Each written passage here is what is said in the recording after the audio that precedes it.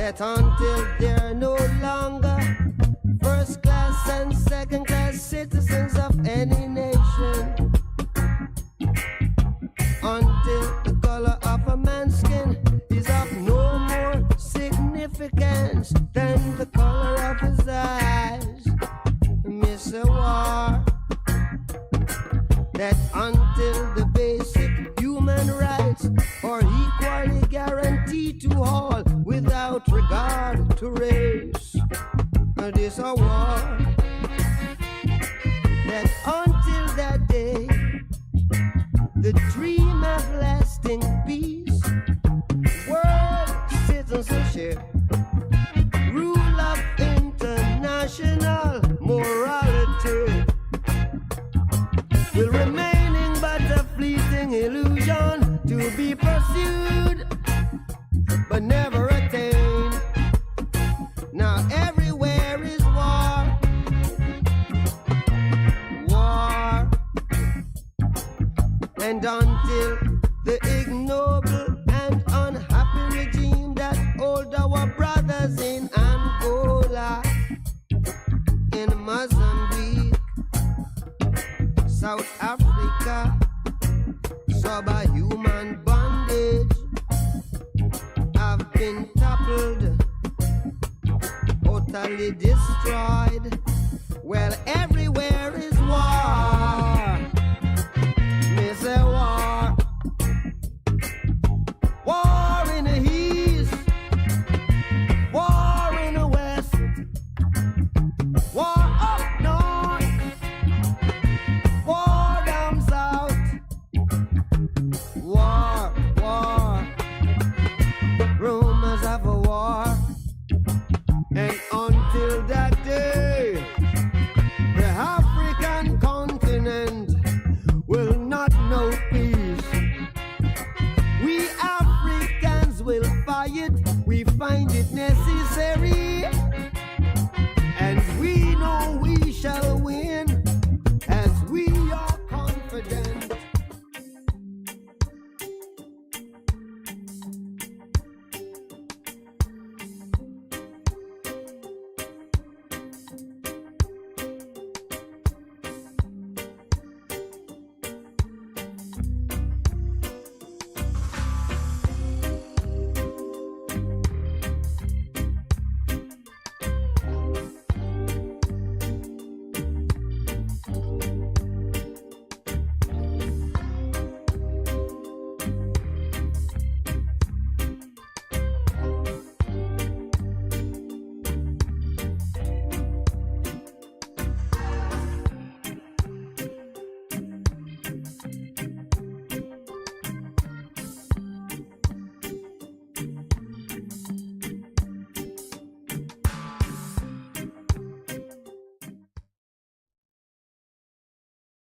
Good morning and welcome to the Morning Connection. It is Thursday, the 13th day of April 2023, and we're coming to you live from the Ligony Club in Kingston, Jamaica. This morning, the studios of Bess100 FM is missing us, but I do say good morning to our engineer back in the studio. Good morning to those who have joined us on air and online and right here at the Ligony Club. Good morning to the producer. This is your host, Minett Lawrence, waiting on Pastor Percival, who has some other duties this morning, it seems. But it is always a delight to come to you with the Morning Connection and be your guide through the early hours of the morning. We're always pleased to give a special greeting to those who are in the commuting public, those of you who are in the taxi cabs, the buses, whether you're in your personal cars or whatever vehicle you are using this morning to get from one point to the other. It's been very quiet on the roads this morning. I'm suspecting that the new road traffic regulations are having an impact on how we drive and how orderly we are. And I think that would be a blessing. I certainly have heard one or two persons talk about getting the traffic ticket for using the cell phone while being on the road and so on. I think the heavy hit in the pockets at this particular time may well be having an impact. I do recall having many discussions on how human behavior is impacted by new laws. We know that the laws themselves do not bring about the change. It really requires a change in the psyche of individuals, either appreciating the seriousness of what the law is seeking to address, or just yourself coming to a greater revelation on the necessity for governing ourselves with more sobriety and discipline. Whatever the case may be, I certainly hope that Jamaicans on a whole are taking things a lot more seriously this time around, because the stakes are so very high. Well, good morning to you. Again, those in the diaspora, we're always encouraged by the support that we get from our listeners in the UK, in Canada, in the United States, and we do have some listeners in Africa and the rest of the Caribbean. So we say good morning to you. The diaspora is a very special part of our culture, and the diaspora has some heavy duties that they need to perform. So I want you to be encouraged and stay tuned. Continue to see what is happening in Jamaica. And even those who are a part of the diaspora for other countries, just know that there are some duties imposed on you by Scripture, and they're very important duties. Do you know that it is the role of the diaspora, children of the diaspora, to return to their home countries with a softer heart and a more compassionate attitude, and to be a part of those who break down the idol worship? And yes, idol worship, just like in the ancient days when people chose to give their allegiance and their love to other gods. The diaspora has an important role to play in that regard. I see Pastor Percival in the wings. You want to approach quietly? Morning, Pastor Percy. I trust all is well with you and family. All right, so this morning, Free Flowing Thursday, you know that we tend to close off the issues which occupied our mind during the week. And typically we have guests come in-house. Those of you who have been enjoying the refreshing presence of the JPS team, bad news for you this morning. Or assigned contributor had an emergency last night and they were not able to slip someone else in the spot at short notice. So you will not hear how much JPS cares for you. But I do know that yesterday, I guess at midnight, their massive overhaul of their system ended. And it would be good to, in the coming days, get some feedback on how you were served or how you were affected by this system upgrade. We got a notification that Digicel is doing a system upgrade tonight as well. So as we walk even deeper into the digital age, these are things you're going to be hearing all the time.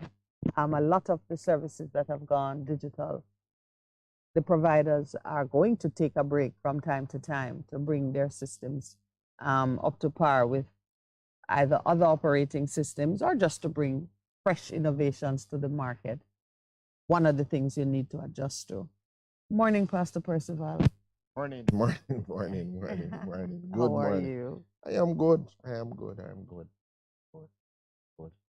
Just have to slow down a bit this morning and deal with some stuff. So Yeah. Well, I made good time. Yes, you are here, and God bless you for showing up. There are many who don't show up. Oh, geez, my dear. Good morning, Mr. Producer. You're still among those who show up. I am Pastor Sam. Good morning, Pastor Sam. Oh, you have christened him. Yeah. He's a powerful, you don't know. But Samuel was the most accurate prophet in Israel. I shifted name from first name. No Brand Lowell to big Brand Samuel. And you know, when I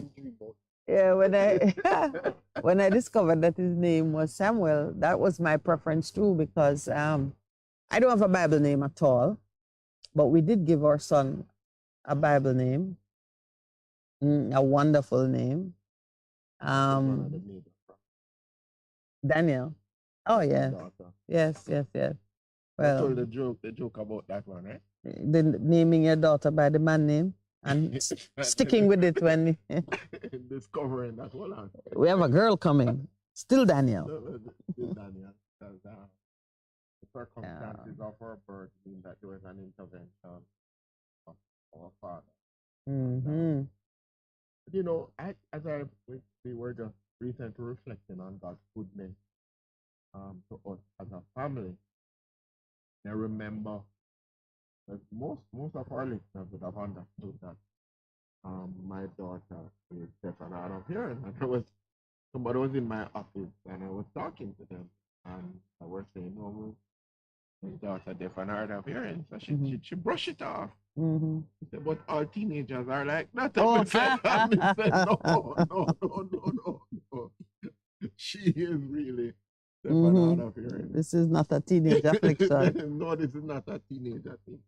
But we were reflecting. Tomorrow on Saturday, one of our young people in church, he died. It could have been in the paper that this university student died. Is the medical student? The doctor? No, another one? Another one. Oh. But remember, he suffered with epilepsy. And that's how he died. He was alone. About epileptic fit. He died. But I remember that happened for Daniel when we discovered early onset with the eyes and turnover is unresponsive and things. This don't work. It can't work. And we did the thing. He did the full brain scan and all of them things like that. No explanation. Without no explanation. And then the pediatric the specialization when they deal with brain. I don't recall now. Neurologist? Yeah, neurologist, yeah. And she said, okay, well, we can deal with it with medication. So mommy as a nurse said, so tell me now, what are the side effects? Because you know that it's something, when you see this thing on television, take this. But yes. but I know yes. They're not making no sense. Side effects include death. And all the things. We prayed. I remember I told you how we prayed with 22 Assembly fasting and change. And we prayed. I said, no, we're not going to do that at all. And I remember it's so significantly that we did it. And then she's never had. Never happened again. Never happened again. And some of the times, I remember yesterday we were talking about the impact of spiritual on what some of the physical realities we see. And then you came to the conclusion yesterday that, where we are as a nation with all the things that we've seen happening, there is a strong spiritual component to what we see. And so therefore, if we say we are spiritual people, then we have to do a spiritual solution. You need spiritual solution. Spiritual people do spiritual things. And intervention. Yes. So we remind that. And we've been in Deuteronomy. I know you've been in Deuteronomy like me. Yes. In terms of when Moses was giving this very, very, very long sermon. A Castro type sermon. When I was younger, my friends who were deep in socialism, yes, would tell me about how Castro would speak all day, have the people standing listening to. Don't know if it's true, but we talk for forever. Yeah, we call it the everlasting gospel. That's why you say you must not when you have a short thing, do not give a preacher the mic. Don't give a preacher a mic because they will tell you that they believe in everlasting gospel. So they'll go on and on and on and on. But so Moses was doing that. You should have told me that when we agreed to do this together. But I'm a man of not many words some other time, just to the point. But what is so significant that Moses was going and he was telling them, hey guys, this is how it's gonna work out. But but he kept saying,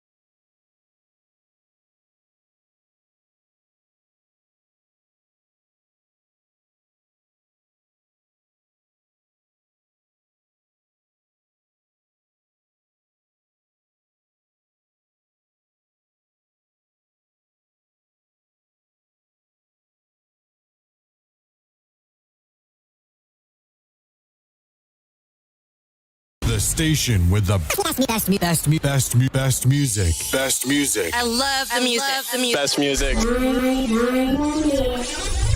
I listen to Bess FM.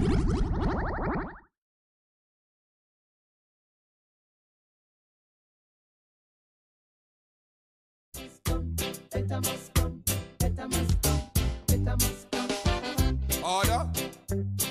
Now my court is in session. Will you please stand? First, allow me to introduce myself. My name is Judge 1000 Years. Some people call me Judge Better Must Come. I am from Africa, and I come to try all you politicians for selling out black people. In my court, only me talk, as I am vexed. This is the people's court. Now what you have here today? Well, Your Honor, we have defendants, Senator Sankey Singh and the Senator Change Your Mind. Also here is Mr. Religious Belief, but I think we shall deal with the senators today. At a later date, we will deal with religious belief. All right. Politician Sankey Singh and politician Change My Mind. You are brought here for tricking black people by promising them good living every 5 years. You have been selling out black people to foreigners. Your Honor. Hush up. And not finished yet. What you want to do? Promise me to? I see the rich getting richer and the poor dying. Your Honor, fundamentally, if I might say something at this point in time. Shut up! This is the people's court, and I'm not allowing any politicking here. If you disturb me again, I will give you 1,000 years for contempt of court. You are also charged for charging people too much taxes because of your mismanagement, spending money then taxing the people for it. You keep borrowing money from the IMF and the World Bank in the people's name, continuing the oppression of black people by the same colonial masters. Why you can't learn? No so-called third world country have been able to break loose from these money hogs. You have black people in a vicious cycle. If it wasn't for me, black people in this country would still be worshipping the Statue of Liberty. Well, tell me how come you change your mind now? Shut up! What you trying to do? Confuse the court? I am giving you both 1,000 years on the first account from 1938 until now. you have been dividing black people. You're promising the people them right back into slavery. No, the only thing you have been truthful about is your thing about out of many one. Your Honor, that was taken from my Uncle Sam. Yes, cause it's only one people that clean the street. It's one people that eat out a garbage heap. One people that cut sugar cane. One people in a sun and rain. And one people that tile. And it's one people that see a collect the kyle. And speaking of Uncle Sam, I shall also charge you for giving rise to crack and cocaine in this country by killing off the ganja plant that used to help our foreign exchange deficit. I am giving you 1,000 years for the crimes of Anthony Gurley, Godfather Dan, and Mr. Crackstone. But, Your Honor, not up, you should be hanged, but I shall be lenient and give you both 1,000 years. I have been noticing that in your airports, only outgoing passengers are caught with drugs, but never tourists. Yet we don't grow cocaine here, but it keeps getting more common and common. But the tourist business is very vital to our national development. Vital? Vital to who? With your all-exclusive hotels? Tourists will soon think that Negroes are next island by itself. You claim that the poor can't take no more, but you're not giving them anything. I see more Benz than nada, and I hear that a car that costs 20,000 in Miami costs 800,000 here. What you do with all those extra money at customs? You keep talking about tourist harassment. What you call what them doing with Jamaicans in foreign? Every day them talking about Jamaican posse. Your Honor, as you can plainly see, when I was in power, things were going to get right. I had all the white people with money on my side. All the brown people were starting to feel as if they were living in Miami. But what about black people? Well, as I was just getting around to them, I lost the elections, Your Honor. That is no excuse, Your Honor. Before him, black people were getting very self-sufficient. Brown people were starting to acquire homes in Miami. That is because they were running away, Your Honor. White people started to say, I read. Your Honor, if it wasn't for him and his black ideology, we would reach much further. Your Honor, him never have poor people on his mind. That is why we're having so much trouble now. Your Honor, is him change, not me. Your Honor, him have a party of gangs. Is him say so himself. Shut up. I see no difference between both of you. You both following the same things that has and is still keeping down black people. When you're not in power, Your Honor, it is easy to say this and that. But when you have power, it is very different. A different song you have to sing. I am giving you both another 1,000 years. None of you have the solutions to black people problem. I suggest you read the philosophy and opinions of Marcus Garvey. Study him carefully, then I might just grant your pardon. And another thing, before on the beginning of the sentence, both of you should visit Arcade and see how poor women run business from nothing. Let the domestic helpers show you how to use $130 to feed a family of 6 for 1 week. Now take them away.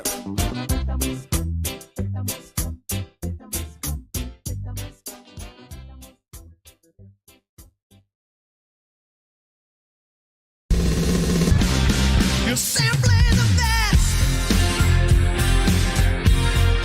Better than all the rest. Better than anyone. Anyone I've met.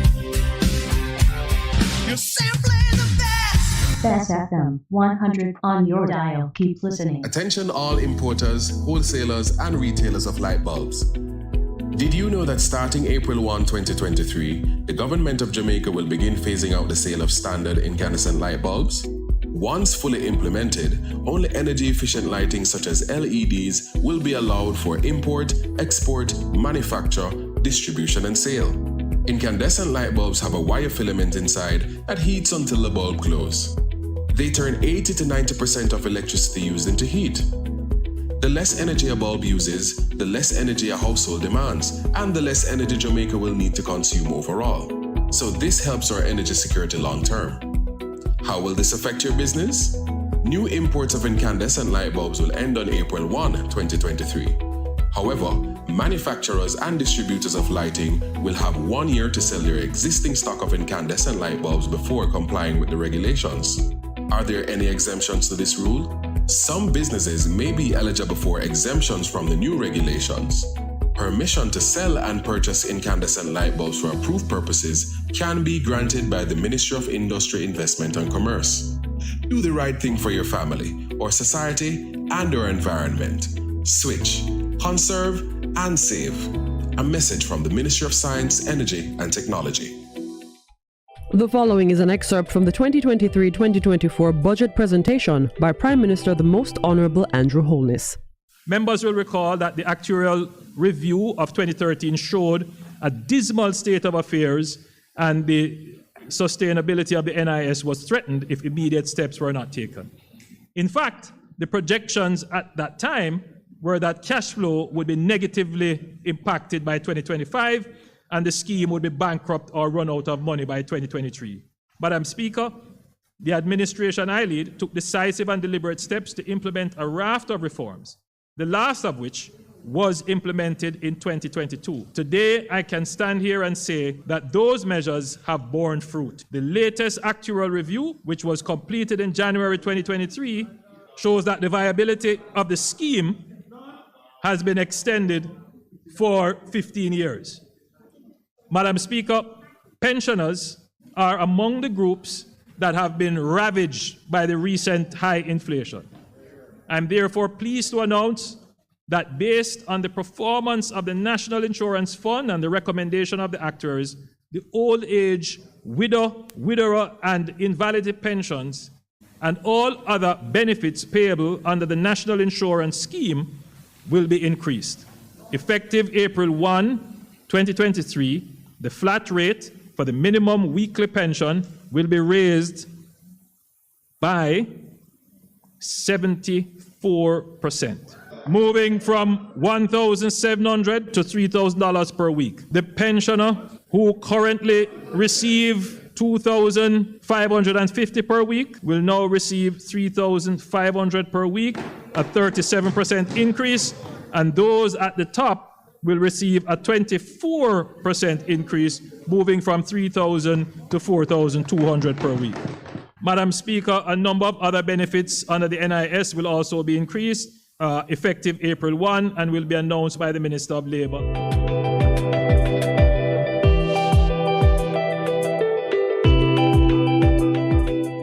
Stay connected while on the go in Western Jamaica. The Montego Bay Metro Company now has free Wi-Fi access on all buses. To get connected, simply enable Wi-Fi on your smart device, click Montego Bay Metro and enter password Metro123 and you're good to go. And to help you know where our buses are, you can now access the Fleet Facts app and track our units. The app is available in the Google Play Store. Once downloaded, enter username MBM Commuter at 60961 and password Metro and start tracking. The Montego Bay Metro Company. Our drive is to serve.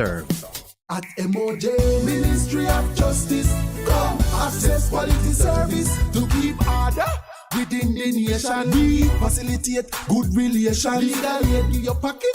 A little is child diversion for you to need expertise. Victim service, we help you cope with grief. Restorative justice, build back the peace. No matter where you come from, how we say justice for all Jamaicans. MOJ, Ministry of Justice, come access quality service. MOJ, taking justice to the people of Jamaica.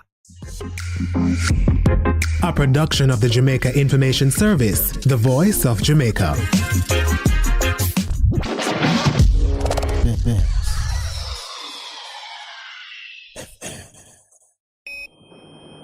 Bess100 FM, broadcasting live in all 14 parishes. Hanover 100.5, 100.9. St. James 100.9. Trelawney 100.3, 100.9.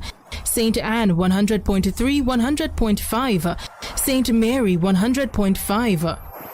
Westmoreland 100.1, 100.5. St. Elizabeth 100.1, 100.5. Manchester 100.1, 100.5. Clarendon 100.1, 100.5, 100.9. St. Catherine 100.5 100.9, St. Andrew 100.5 100.9, St. Thomas 100.5 and 100.9. Bess FM, giving you the better vibe.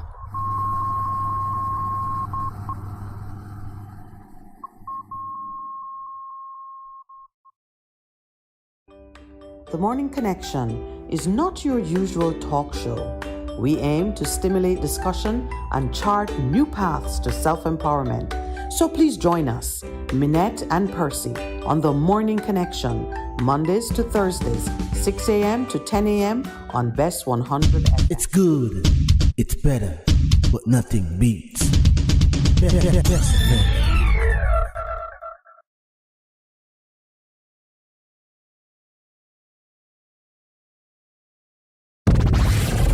The station with the best music. Best music. I love the music. Best music. Let I listen to Bess FM.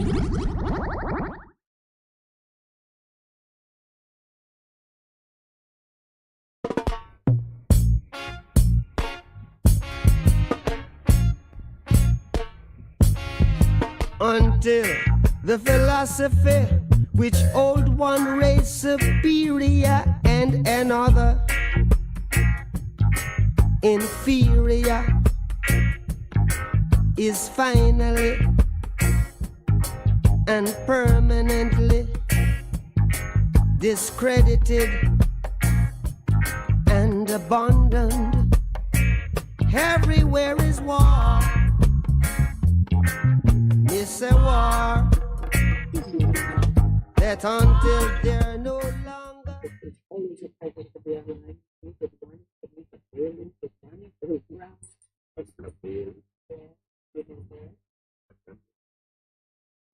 I see early children.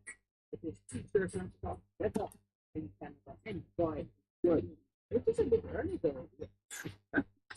Well, interesting to degree. Oh, they're long. Well, you know.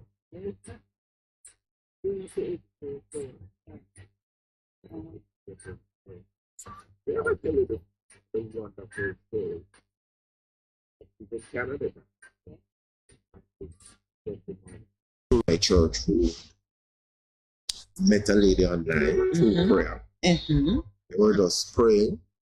And then the next thing we know, she come out and said, I'm ready for marriage. And you officiated at the wedding? Yes, I did. But when they came to me, they said, no, man, that... You didn't trust the internet love story? No, sir. But then when I began to dig and pour, I said, boy, this thing is for real, though. It's not a makeup thing. And so I did, I said, no, not for the premarital counseling. So we did the premarital counseling and I married him. And then when the time came, because she's Canadian, he's Jamaican, came for him to go, them say, this look like a makeup thing. You know, they can say it could be a business relationship. And I said, okay. But I know it was for real because I had to write affidavits, send them on and things. Well, here. Yeah. When you say that, it felt like a really good segue into something we mentioned before we took our break, and it's on the agenda for this morning. We said spiritual people do spiritual things. That's correct. And it would be good, I think, to go through what are the spiritual things that spiritual people do to change the course of a situation or just transform. To shift atmosphere. Yes. And the reason why I said it is a good segue is because you said they met on a prayer line. Yes. And one of the spiritual things it's prayer. It's prayer. No, man. Prayer. It's prayer. And prayer. The prayer. That's how it went. He was just every morning he sends out a prayer. You know? Every morning. If you are on his WhatsApp, he sends out a prayer. And amen. So one of the spiritual things is praying all kinds of prayer.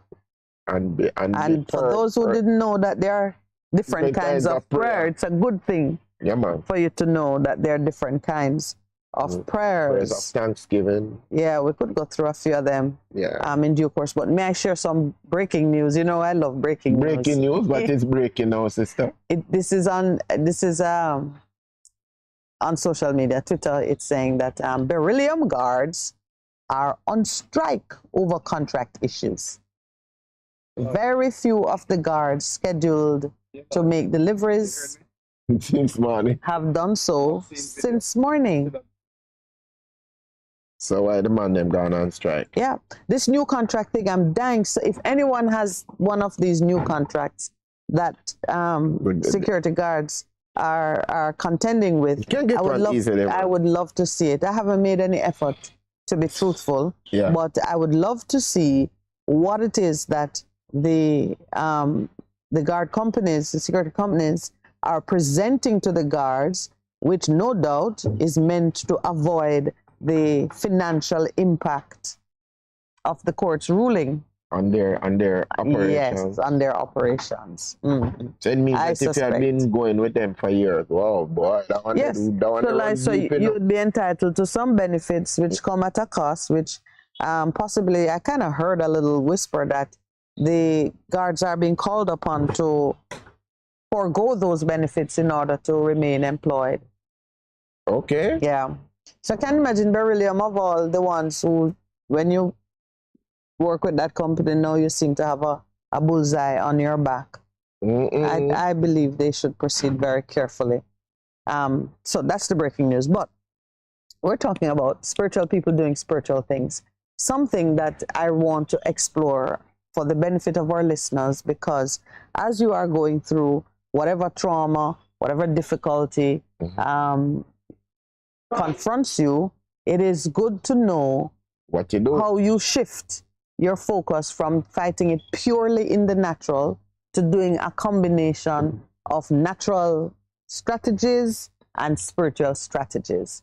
I can tell you that yours truly, me, sitting right here, well educated on matters of law, coming upon some issues that just never seem to be yielding. You fix it today, it looked good for a short while, and then as soon as you turn around, it gone back to something. And I knew something was messing with my business. And I set myself, as Daniel did, to pray. I set myself to prayer and to attain a greater understanding and awareness of what was going on. And it set me on a path. Today I am the happy beneficiary of many blessings coming out of that path. But I had to go and learn the spiritual things which can transform, change a situation. And you know, but even as you do the spiritual thing, I was sharing our personal experience when we're going off here in terms of my daughter. Yes. And I told you how the story of my low swimmers. That's how I'm thinking that she said. As I'm laughing, I remember guilty with explanation. If you can go see that, you'll see it. It's so funny. That was one of the takeaways. But how God intervened, wife, then me, Daniel born, and then after she was born, what was happening in regards to the seizures that she was happening, and we just prayed. Because when me and they said, no, we said, Father. Fasting and prayer? Yes, ma'am. Yes. Fasting and prayer. Yeah. And that has been our go-to point. When you have a list. When you have a spiritual... I want to go through the list with you, and you, from your perspective of greater experience, can just say for our listeners how you use these different spiritual strategies. Go ahead. So you've seen fasting and prayer work, but fasting and prayer,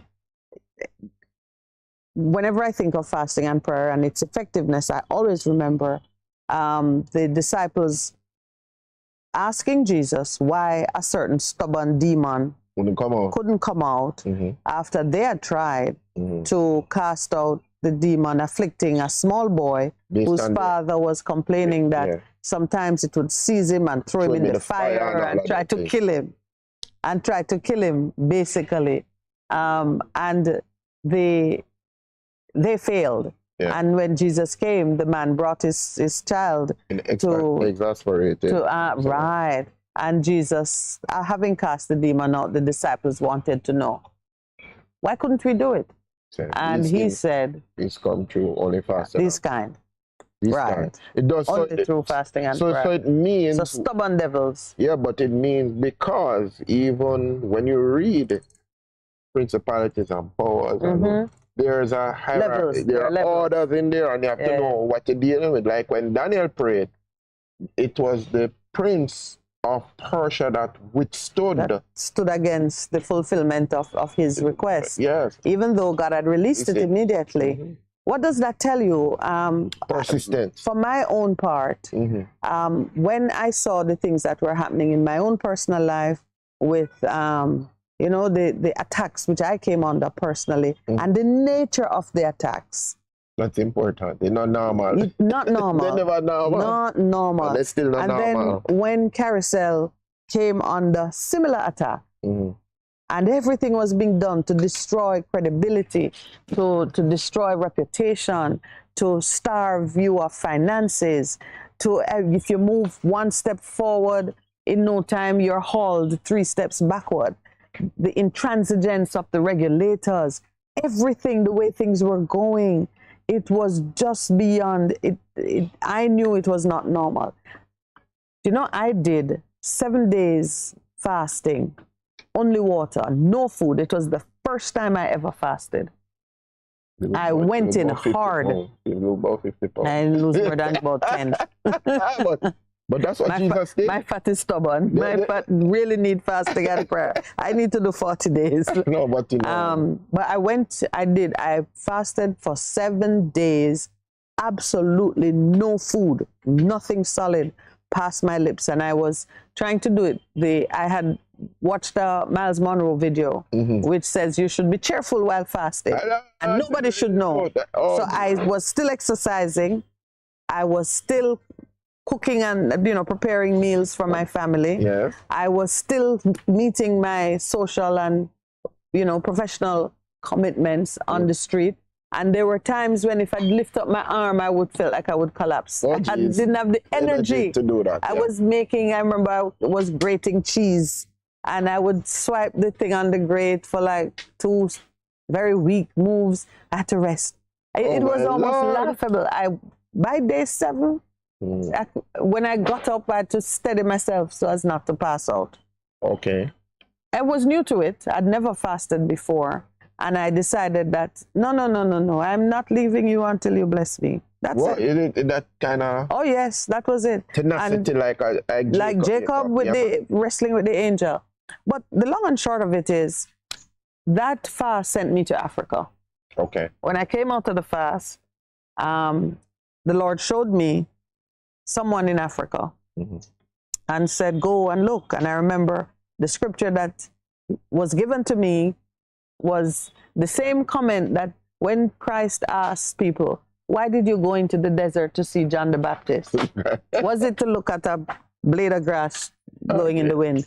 You went to see a prophet. So I went to and changed my whole life. That's a story for another day. But I went to Africa in early 2020, actually right after the police went into Carousel and the building was surrounded with yellow tape. It was in that same period of time.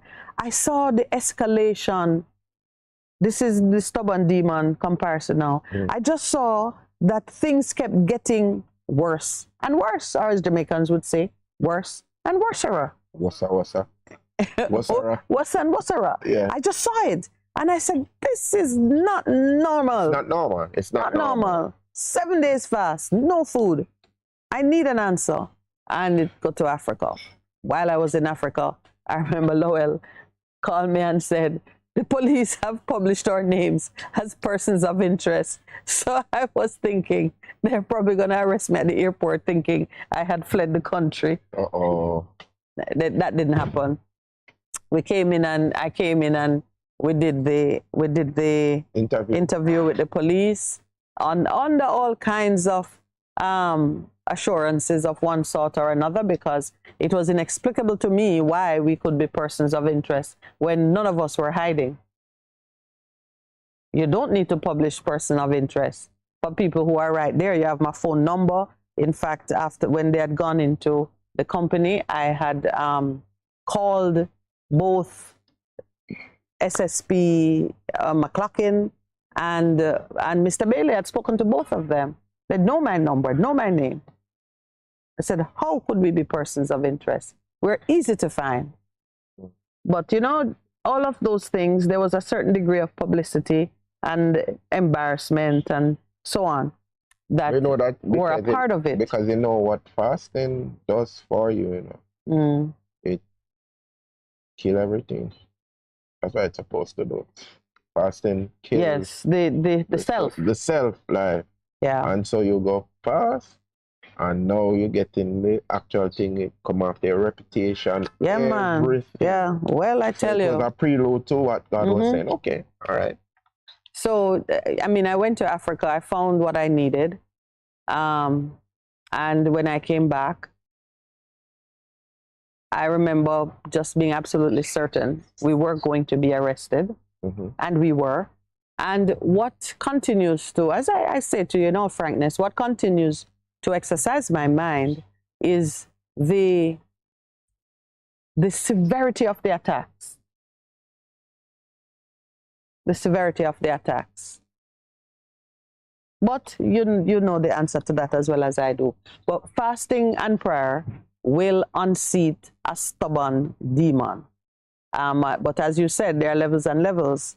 And when you, I would say, fasting and prayer is like your baseline. There are higher spiritual things that you can do. Because fasting and prayer opens you up and gives you revelation of the things that God is now going to ask you to do. Like when you fast and pray and give revelation and say, you know, so that thing coming from long time, you need to destroy that altar. Yeah. You need to send fire. I love it how you just call the other one now. You just send fire. Look at the list that I have here. I have altars. I have Holy Communion. These are the spiritual things which spiritual people do. They raise up altars. And you with the history of how effective altars are. Yeah. Anywhere in the Old Testament, you will see something it. Significant happen. Everywhere something significant happen. A memorial is created in the form of an altar. An altar is a portal between the two realms. Jacob saw the angels ascending and descending. We're coming down with the answers. Yeah. We're coming down with the answers. Absolutely. So those who don't believe in the spiritual, we can say to you that some of our leaders have opened up portals over this country. That's why. Yep. That's why you see some things happening and saying, what? And some of the, remember now, altars never die unless they are decommissioned. You can, yes, you can leave it there and it always will come active. Yeah, it remains active unless it is destroyed. And there are so many examples in the Bible of how altars are dealt with. The most powerful altar is Golgotha. So when you have the big things to tear down, you must know that if you are, and altars are in hierarchies. But that was the altar of altars, you know. Absolutely. This one destroy everything that was set before. Yes. Open the door so we could go freely in. And what it did for us is release us. So Earl said, when am I going to write the book? And he said, when we write it, not left out nothing. That is my plan, Earl. I tell all. Yes, it is true. But but it is so even your life, for persons who are out there listening, and I remember we started with, do you think you see things happening? I said, there's something. Yeah, man. It's not normal. It's not normal because everything you see, and let me tell everybody, everything you see, there is something that is in the supernatural that is guiding what you see in the physical manifestation. Because I can say to people, the spiritual is even more real than what you see physical. And it's longer lasting. Yeah, it lasts forever. Right. That's why altars have so much power. And there's so many, examples in the Bible of the power of altars. The king who had, do you remember when Judah and Israel separated, and he built his own altar so that people wouldn't have to go all the way to Jerusalem, and he was there feeding his own false altar. And what I'm doing? Well, the altar spoke, and the Lord sent a prophet to deal with it, and he tried to push off the prophet. We were talking about it, and his hand was petrified. Would have fallen off. All right, time for a break. The other altar is speaking. The altar at Bess FM studio.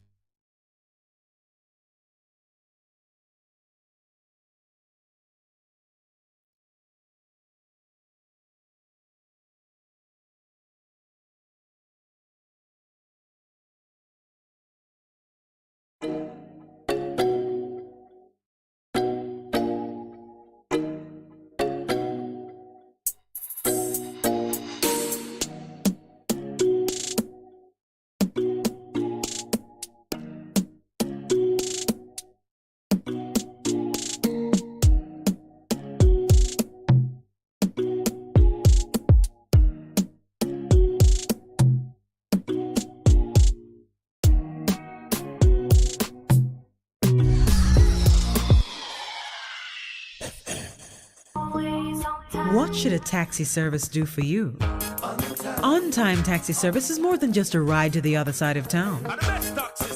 They offer clean and spacious vehicles, reliable service, and promise to always look out for their customers. They'll come when you call and take you where you want to go on time. From anywhere at all. You can call us on 926-3866. We are something special on the road. Half a tree, one and drive, half a tree. Bossy, how you do I take taxi star? Jano, I want to tell you, say, 2 months now, my transmission mash up, and I check everybody and can't hear nothing positive. Yeah, hear me? You waste all that time I shop around and never call the experts. Winters Auto have them. Them have over 35 years of experience and them diagnose the problem and get back your transmission brand new. For them service excellent and efficient. Trust me, man. Yeah, hear me? Call them at 929-7040 or go to them at 106 Maxfield Avenue, Kingston 13 and talk directly to the boss. Just tell them I'm me, send you. Wow, you big star. Yeah, man, respect my boss. Yeah, try calling, cause trust me. Winters Auto Spares and Repairs, good afternoon. Ah, what a relief. Veg & Printers for all your printing needs. We specialize in calendars, flyers, brochures, and more. Call us today at 968-7506. That's 968-7506. Or visit us at 4 East Bloomsbury Road, off Hagley Park Road. Veg & Printers, your best choice in printing.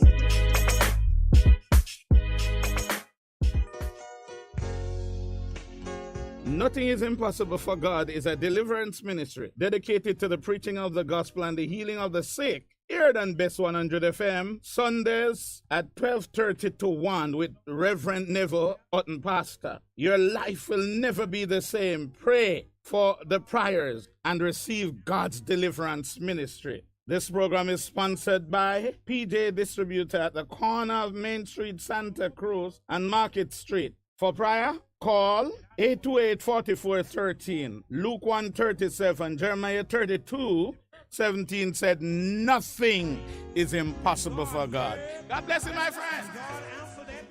Hello.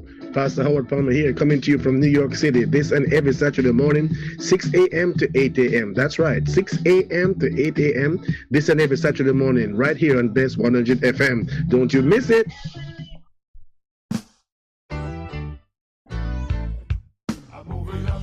Bess100 FM presents the Mature and Moving Up Show with Lascelles Butch Chen on Thursdays from 6 to 9 p.m. Welcome to this pioneering radio program on our continuing worth in our maturing years, compellingly defined to educate and liberate the younger generation. Tune in and welcome. The Morning Connection is not your usual talk show. We aim to stimulate discussion and chart new paths to self-empowerment. So please join us, Minett and Percy, on The Morning Connection, Mondays to Thursdays, 6 a.m. to 10 a.m. on Bess100 FM. It's good, it's better, but nothing beats.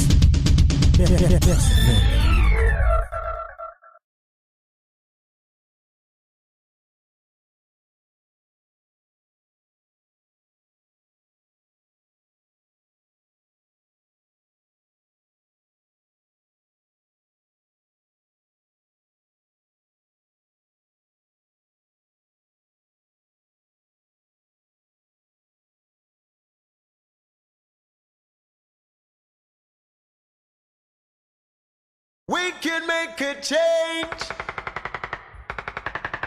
We can make a change. Come together. Whoa, yeah.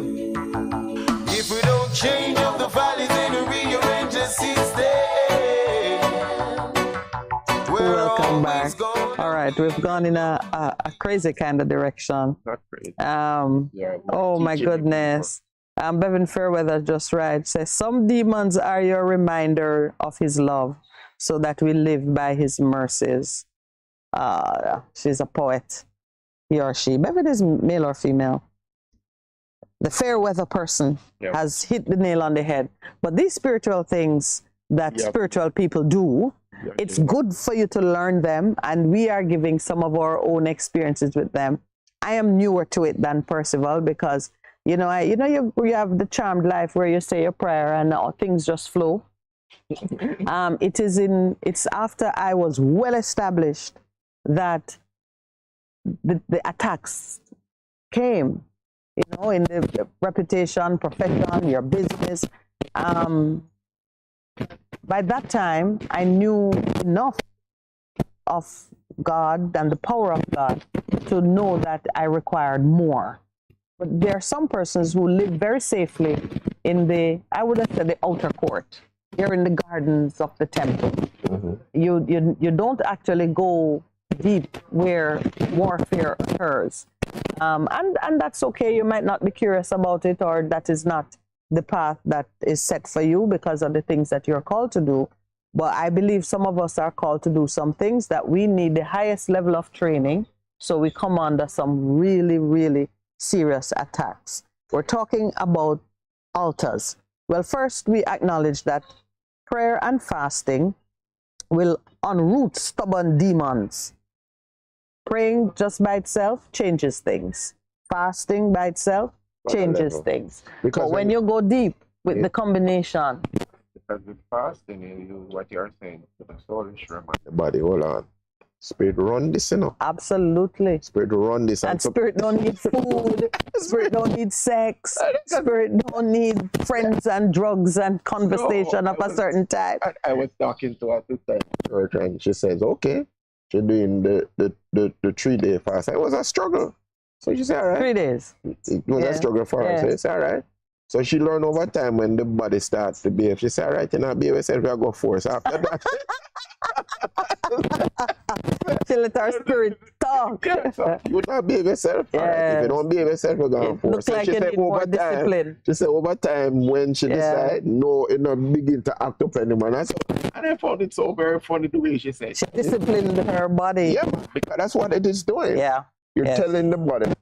People, we, because of what has happened in Western, have diminished or lowered the impact of the spiritual in our life. But the way we are spirit, soul, body.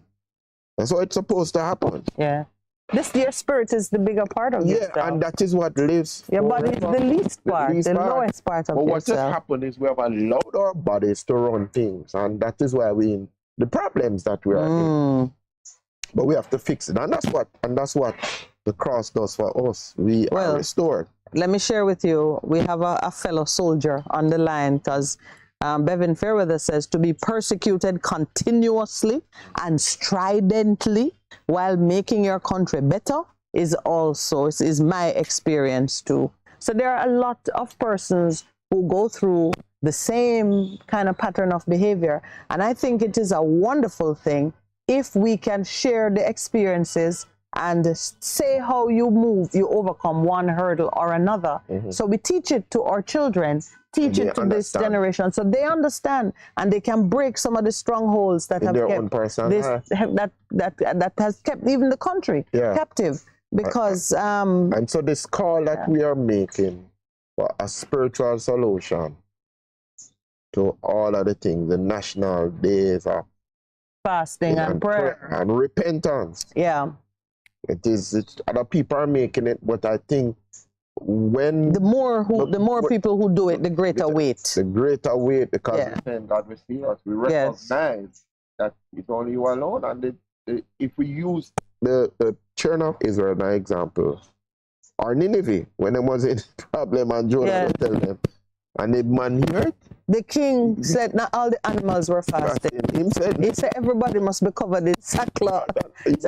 Even the animals, he left nothing out. Everybody full court press for the nation. It is worth it.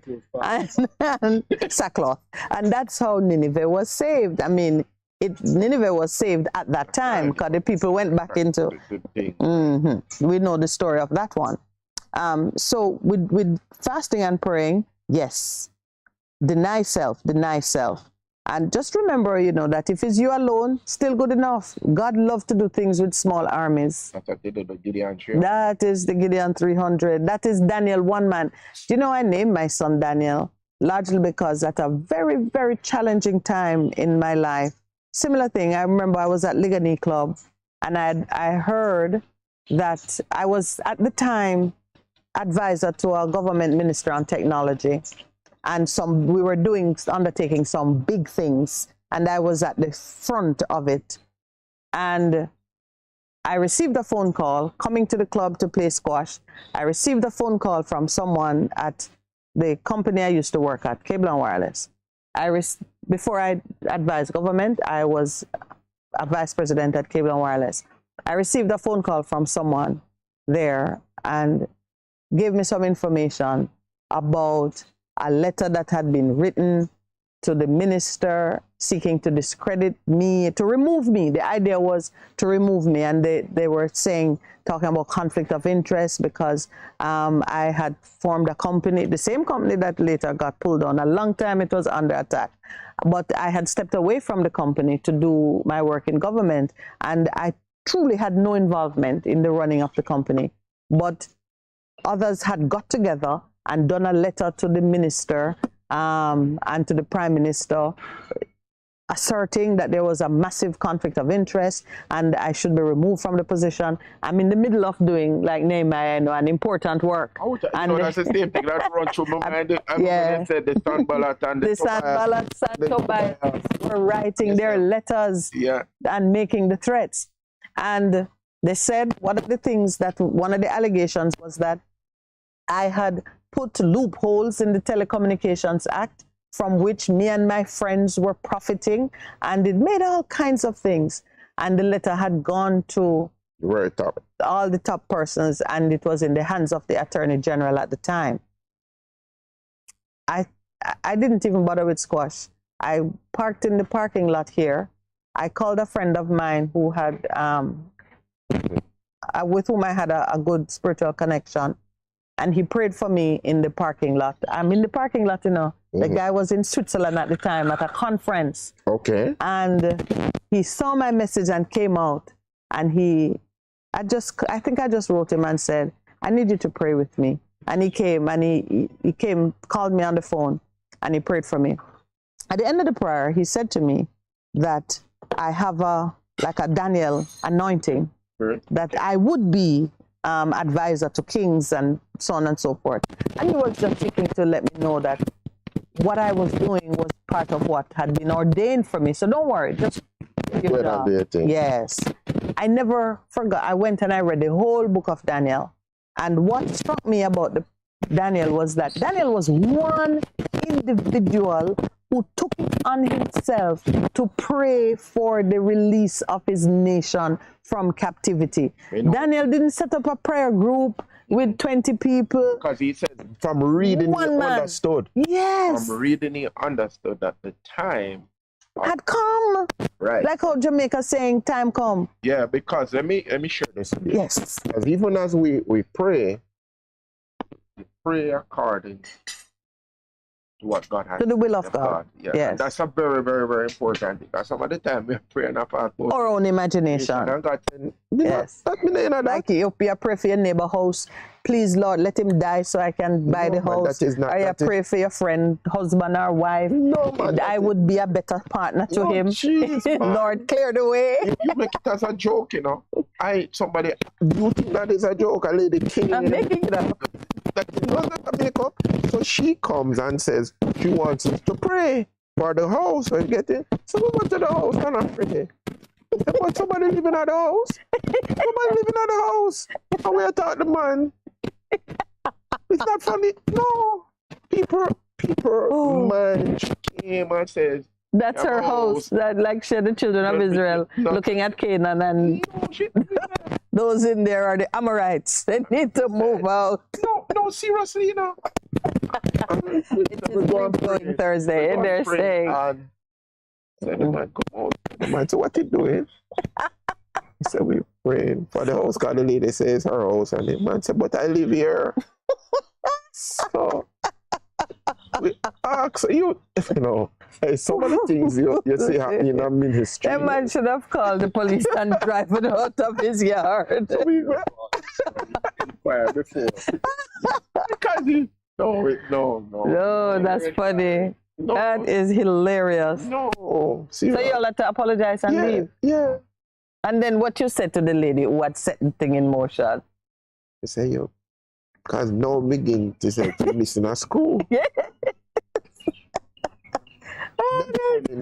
Or that's like when the king wanted Balaam to curse them, say, come, look at them from up here. See how them big and spread out over the plane. Curse them for me.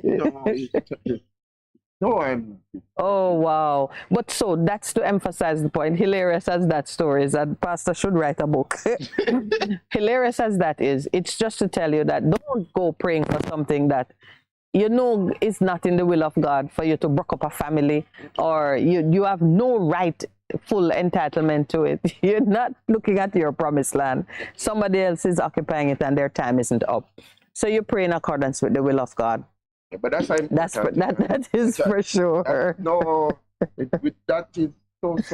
Oh Lord, that people recognize. So even as we're talking about the spiritual things over our nation, there are some things we know are in God's will that we can pray about. Yes. You were talking about Daniel and the fact that Daniel had read. Yeah, and said the time of their release had come. 70 years captivity. Yeah. And it was time for them to go. It's similar to, from last year, I saw the same, I saw the symmetry between the captivity, Daniel's prayers, and what's happening in Jamaica.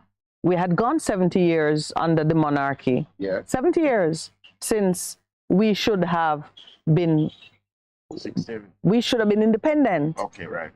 But there we were still with this connection to the apron strings, now to the I guess the fob watch of the king.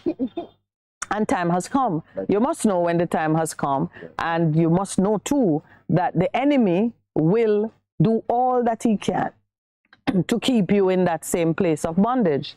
So you have to figure out the spiritual things that you need to do. Daniel went into 21 days of prayer and fasting. A lot of people talk about the Daniel fast without associating it with the thing he was seeking to shift. He had come into the awareness, that the time had come for a release.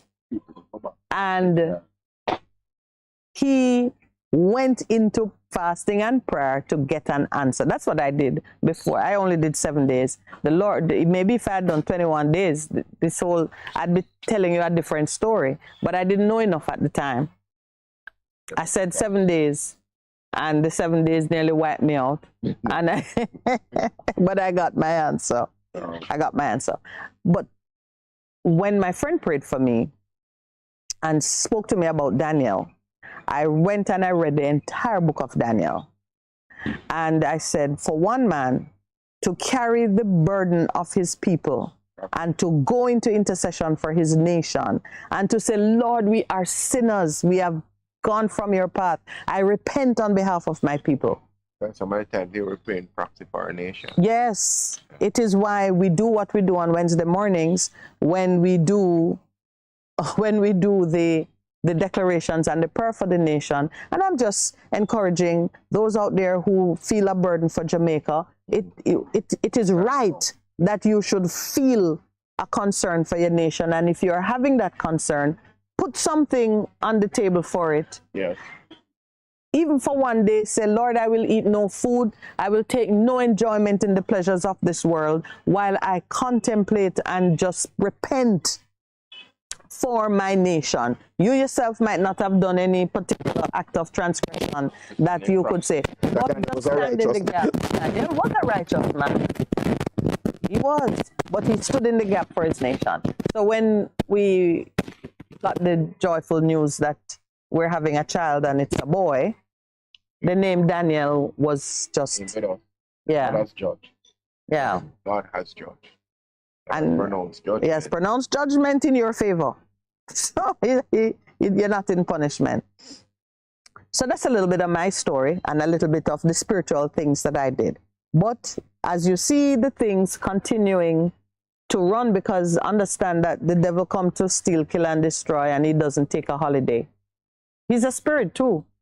So he doesn't get tired. He doesn't forget you.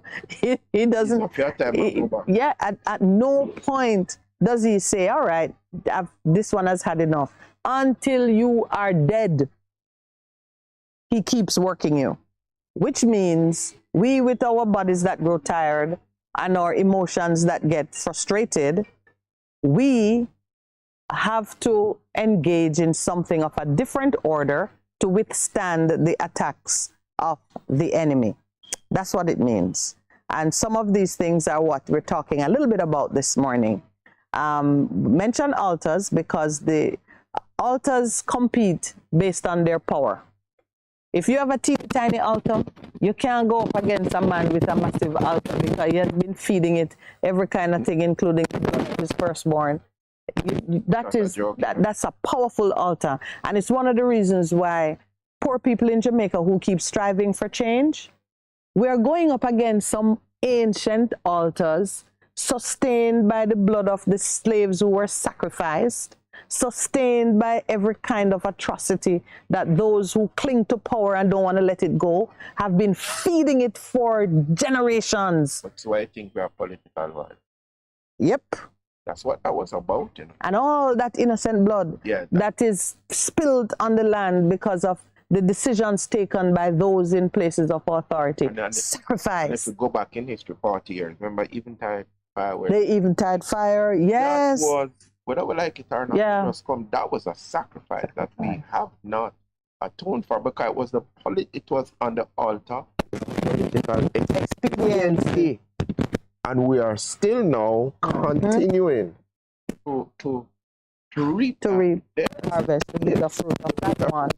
Because how we handled COVID. Yeah. Some of the people who died, that young mother who died because of protocol here and there and hospital and so on, because of how we make decisions while we are feeding idolatrous altars. And that's the point that I want to hammer home concerning the altars. The breaking down of an altar or the raising up of an evil altar is a direct challenge and rejection of God. That's what it is. So when, let's go now, we hear about secret lodges and all that. Yes. Country. Yeah. That's why as Christians, we can't be a part of them things. Yep. And you know, Conrad is raising. This issue came up yesterday. You and I, we had talked about it maybe last week. The presence of this, I think it's a Canadian lawyer on the Constitutional Reform Committee has excited a lot of commentary. My objection to it existed before certain communities are now expressing concern about his known sympathies for the LGBTQ community, and the church, one or two church leaders have been very plain speaking. They said a man who is known to favor policies that right now contravene the laws of Jamaica as they are today, why is he co-chair of perhaps one of the most important committees to have been formed since independence? The most important committee. We never say one. The most important committee, because this committee is going to help us to set the new covenant that we want. The pace at which they work, the direction they make the work, can help or hinder. I believe he should be removed. I think he should resign from the committee. They have to remove him. So them are going to do that? No. True. No. Do you think? By fire or force. So we send the fire. Spiritual things. You hear why we're saying it this morning? There are some things that when you see them happening, you need to know that you got to address it in the spiritual realm. Something like this. The whole constitution of the committee was cause for concern. Right. You could know when a hand is being set. But you see, the altar that we serve is way more powerful than every evil altar in this country, howsoever ancient and powerful it might be. Because our altar is set up before the foundations of the earth. Aha. We talk about the Golgotha. Golgotha. Yeah. But listen to this. The Semitic the Rastaman them say fire burn. Fire.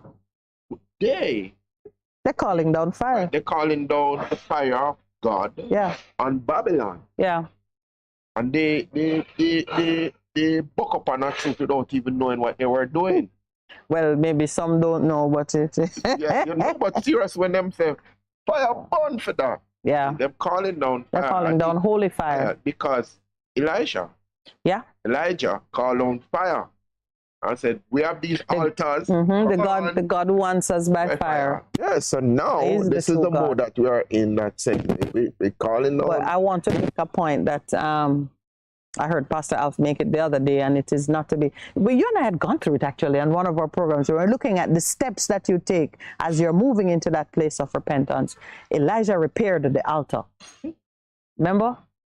So if you are not paying attention to your altar and it is not in proper order, don't expect no fire to come on it. Fire not come on no mash up altar, and fire will not come on an empty altar. Fire is to burn stuff. Yeah. So if there's nothing on your altar, which means you must have a sacrifice. What sacrifice are you? What sacrifice are you? I mean, some seasons ago, I had called on our Prime Minister to recognize that as the leader, as the king, he needed to go study the ways of David, and he sees people dying like flies around him. You better go and figure out what to put on the altar.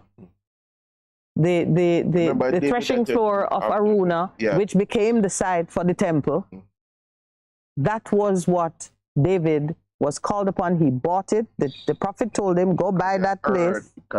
Yeah, call it census. Yeah, because what the census does, give you bragging rights, man. Me do that. Absolutely. Look at my team of fighting fit soldiers.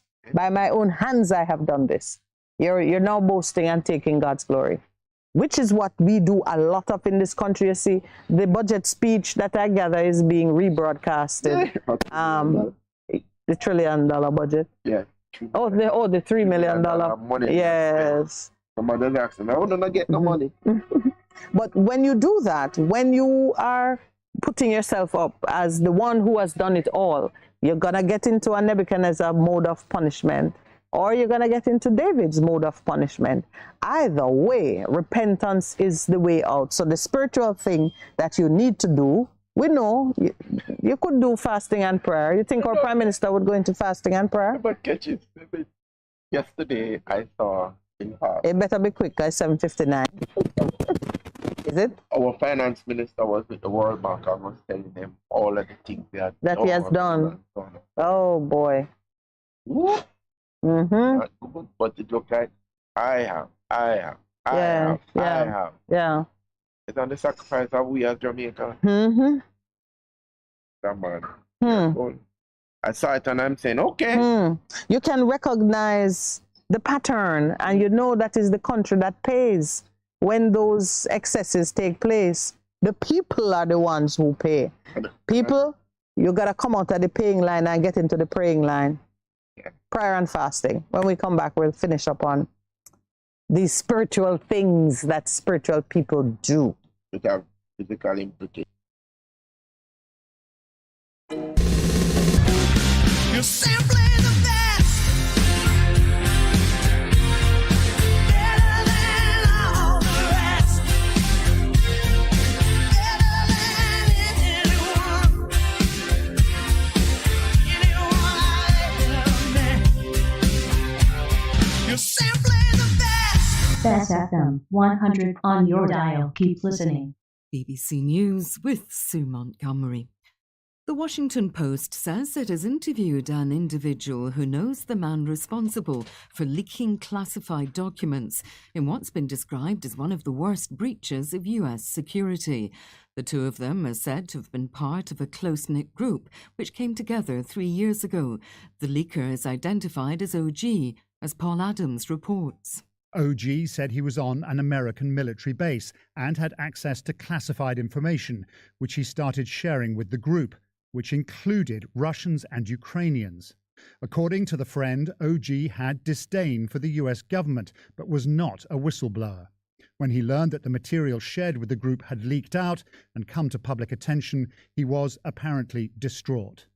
How OG came to have access to so much classified material is not known, but the story bears some similarities with the case of Chelsea Manning, the young disaffected intelligence analyst who gave 750,000 sensitive documents to WikiLeaks in 2009. Norway is expelling 15 Russian diplomats whom it accuses of operating as spies. All of them worked at Russia's embassy in the Norwegian capital Oslo. Norway's foreign minister said they'd been engaging in activities that were not compatible with their status. There are fears of a potential confrontation in Sudan between the army and a powerful paramilitary force headed by the country's deputy leader.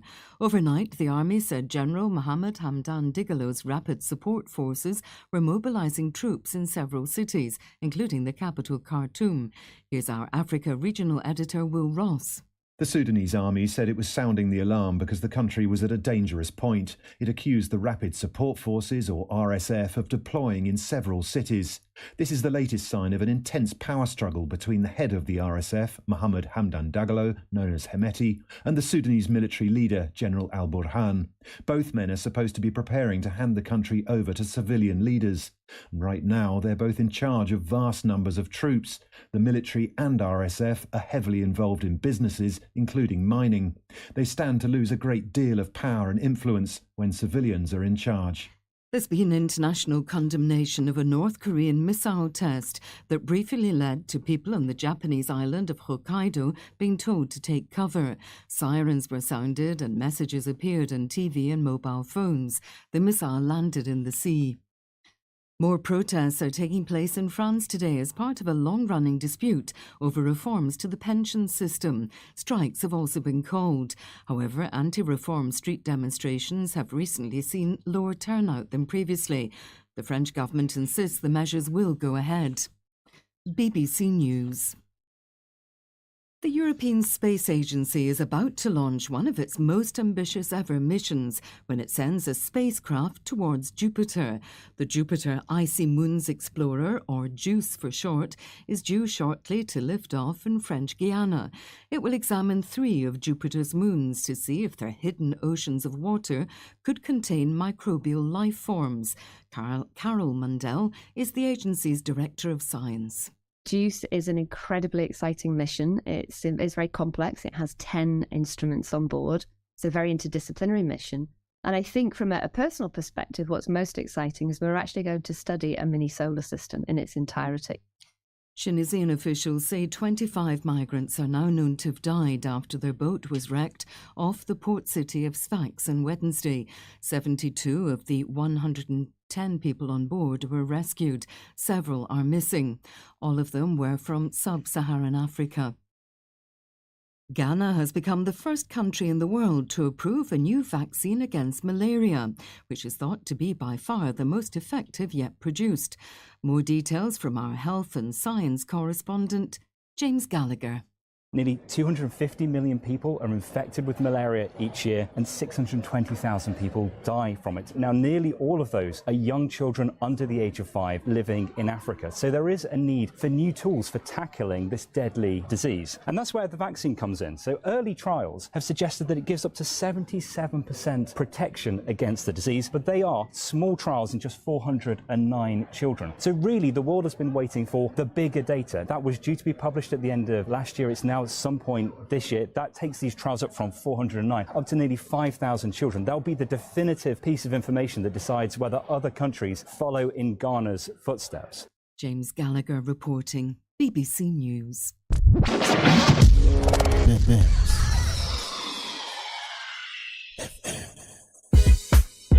Vejan Printers for all your printing needs. We specialize in calendars, flyers, brochures, and more.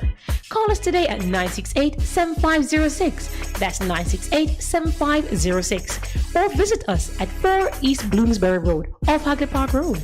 Vejan Printers, your best choice in printing. Half a tree, one and drive, half a tree. Bossy, how you do I take taxi star? Jano, I want to tell you, say, 2 months now, my transmission mash up, and I check everybody and can't hear nothing positive. Yeah, hear me? You waste all that time I shop around and never call the experts. Winters Auto have them. Them have over 35 years of experience and them diagnose a problem and get back your transmission brand new. For them service excellent and efficient. Trust me, man. You hear me? Call them at 929-7040 or go to them at 106 Maxfield Avenue, Kingston 13 and talk directly to the boss. Just tell them I'm me, senior. Wow, you big star. Yeah, man, respect my boss. Yeah, try calling her, cause trust me. Waiters Auto Spares and Repairs, good afternoon.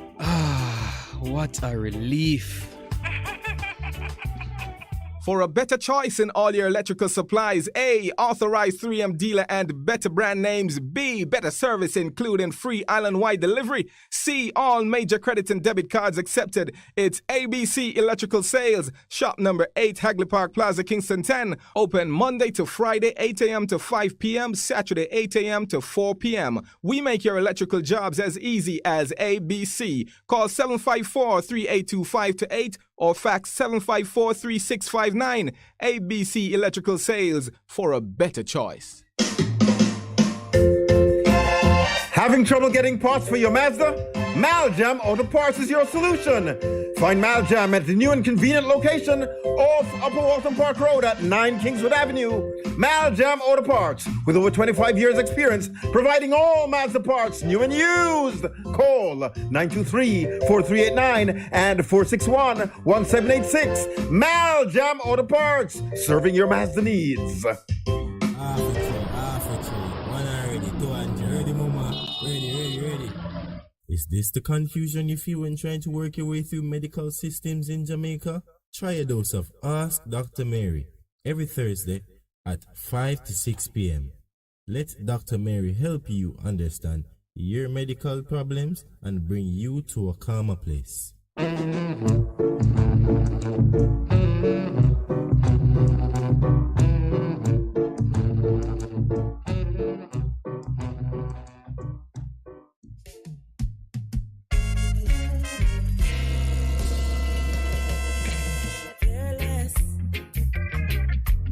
Love more, 'cause you open up the door. Live, camera, volume. Live it up Fridays on Bess100 FM. 10 a.m. to 2 p.m. with I, Ibi Lion, each and every Friday, giving you the better vibes heard everywhere. Some wings and watch me fly on Jamaica. Hey everybody, Apostle Prophetess Dr. Juliet Fagan here. I've got some good news for you. Many of you have asked and God has delivered. Guess what? Join me this and every Sunday. That's right, this and every Sunday evening, 7 p.m. until 8 p.m. Catch me right here on Bess100 FM. That's right. On Friend of a Wounded Heart, an extension of Vision Miracle Church of God. And so on behalf of Bishop Leroy, myself, and all the brethren of Vision Miracle Church of God, I'm looking forward to having you Sundays, 7 p.m. until 8 p.m. right here on Bess FM 100.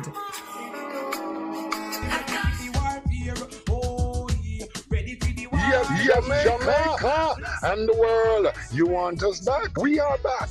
The Breakthrough Deliverance Ministry, led by me, the prophet Mark Stewart, right here on Bess100 FM. This and every Thursday night from 9 p.m. to 12 midnight. Yes, it's War Room Thursday. Come on out and join us, each and every one, on Bess100 FM, 100.1, 3, 5, 7, and 9. Come on out. Join me, the prophet, Reverend Mark Stewart, and of course, the boss shot, Apostle Marshall. Come for your healing, breakthrough, deliverance, the prayer, the miracle, the word, the testimony, and so much more. Yes, my friends, Bess100 FM, War Room Thursday, 9 p.m. to 12 midnight. Join us. We are going to lick it.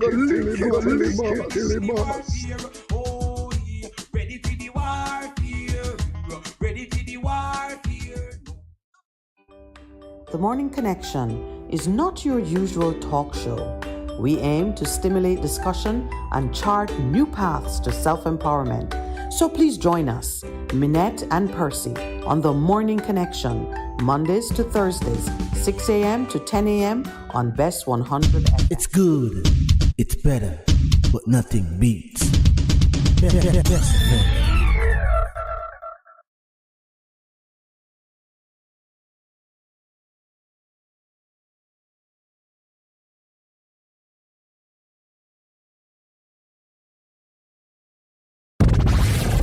The station with the best music. Best music. I love the music. Best music. Let I listen to Bess FM. Good morning and welcome back. And thank you for sticking with us this morning. Free-flowing Thursday, but we kind of got stuck in discussing some spiritual things. Largely because I think it is important for persons who are gearing up to meet the challenge of the day that you learn the strategies, the things that you need to do to shift some of these very stubborn problems that have defeated our fathers or forefathers. And I'm really now thinking more of the African majority. We are the ones whose fathers and forefathers were defeated by some stubborn things. Other ethnicities have come and some have prospered greatly, while it seems that some seem to fall even farther behind. And we were talking just before we took the break about the preponderance of evil perpetuated by different generations of leaders. So we have to be so careful in regards to those things, and that we don't add to it further. Right. We don't add to it further. I cited the example of Daniel as the one man who decided that he would take it on himself to intercede for the release of his people from captivity. Daniel himself never left. Did not return to Jerusalem, you know. He passed through 3 or 4 different administrations. So he wasn't fighting so he could go back to Africa. He knew that it was the young ones who were to go. And that's a very important lesson, you know. Some of the time.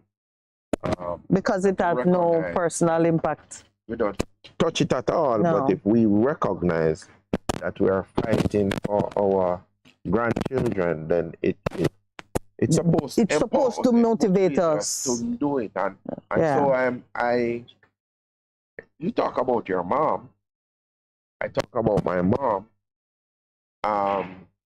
Their sacrifices so that you and I could be sitting here speaking freely and saying things that some people don't want us to say. I remember when I finished high school, and because I'm the middle child, so I have 3 older siblings, in their thing. But 3 younger, it was tough. It was tough. I said, Mommy, I can't go working. Finish your school. Finish your schooling. Yeah. And she was a civil servant. To make a civil service, I remember she go and did all of the things. So much we finished. And I'm glad that she insisted that we do it. And even the sacrifice, I remember this one time. Oh, Mom. I'm waking up. I'm blessing waking up some memories there. Yes, and it was, I remember the morning she got up. I'm sure that's the civil servant responsible for one of the offices. Didn't have the car then. The car was down, and she got up and she says, okay, you're going to school. And she gave us the lunch money. And then she had to walk to the office, to work. And one of the taxi man say, I said, Mrs. P, all right? You know, it's for me walking today. She said, I'm going for a walk today, getting some exercise. Tell the poor gentleman that she never had she gave the money to her children to go to school. Oh, yes. So Miss Black, I honor you that way. And when we think about it, we laugh now. But for her children obtaining an education was important, the basic and thing. And for me, I did nursing, but in terms of accessing university, I was the first one in my family to do it. And others have followed after that. You broke the mold right there. She insisted and built a new one. And even for her growing up, she was right. Mother was a right first. I didn't know they had higher school and them things. Yeah. And she had a older brother, and she be outside playing and thing, and then she going and do it. And then when they did it at the same time, because he was older, but she got higher scores. And she got what you'd call a partial scholarship. Because then Norman Malley hadn't come in with those things. And she couldn't take up the offer. Because her parents couldn't close the gap. Couldn't. Yeah. So you see, I mean, and even you talk about, overcoming the different challenges. You moved it to a higher level for your family. They will not go back.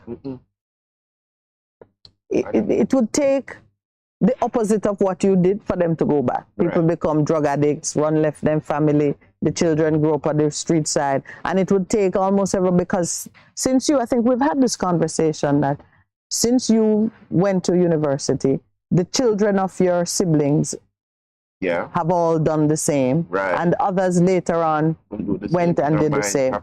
But to understand, that is why. But breaking that and what your mom did to motivate and influence you to keep pushing, very important. And these are some of the things that we have to be open about it and teach people. Because you're not a doddering old man. You're a young enough person to have had that experience. So right now, right here in this time, we're not talking about just outside the plantation gate. We're talking about fairly recent history that Jamaicans still have a struggle to get their kids properly educated and onto a professional career path that can give them greater options. It's still happening today. And some people still need to learn how to push past that particular barrier. And that is important. That is why I am grieved when I see how governments who have had the opportunity to really move us way past outside of the plantation gate so we can do, and they have messed it up. They're doing all kind of tinkering and the real far-reaching impact that they need to. They're not doing it. Even Losandra was saying in the paper that there's a crisis in early childhood. Yes, absolutely. I mean, when we talk about being outside the plantation gate, just look at it with the eyes in your head, the ones that turn inside your head. Don't think of it in terms of where's the plantation. We barely have any sugar factories going on here. What does it look like when your economy is just existing off the scraps that's left at their gate, or when you traverse the streets of any fairly built up area, what you see are itinerant vendors, either holding things in them hand like they're trying to sell you things through your car window, or there are little stalls all over the place. That is what it looks like living outside the gate of the plantation. Your business have no permanence. Your goods and your stocks, you get them based on whatever is left over from somebody else's activity. You can't establish a proper business then that you fund, that hires people, that have supply and demand chains running in a normal way. You all look like, everybody look like what they used, peddlers. Peddlers, that's what they, that's peddlers. What, you know, we still have the peddler. And people's birth certificate, peddler. Yeah, we still look like peddlers. That is what it looks like when your economic focus opportunities have not shifted beyond outside the plantation gate model. Survivor. Yeah, and we know that there are some institutionalized and systemic problems that cause people to be operating like that. But those are strongholds, and those are being fed by some altars, and there are some spiritual things that Jamaica as a whole needs to undertake to break that cycle. Another one, Pastor Percival, is Holy Communion. On the night that Jesus was betrayed, what did he do? Bearing in mind that he knew he was going to be betrayed, that he knew the trauma and the agony that lay ahead of him, what did he do? He sat with his disciples, he had a meal, and he showed them something very spiritual. If you want to break something that is of a similar level, you must go and endure a sacrificial death. And you want to be prepared. One, you want to prepare your own spirit. Two, you want to prepare those who are important to you to deal with it. And you basically, Christ's death on the cross shifted everything.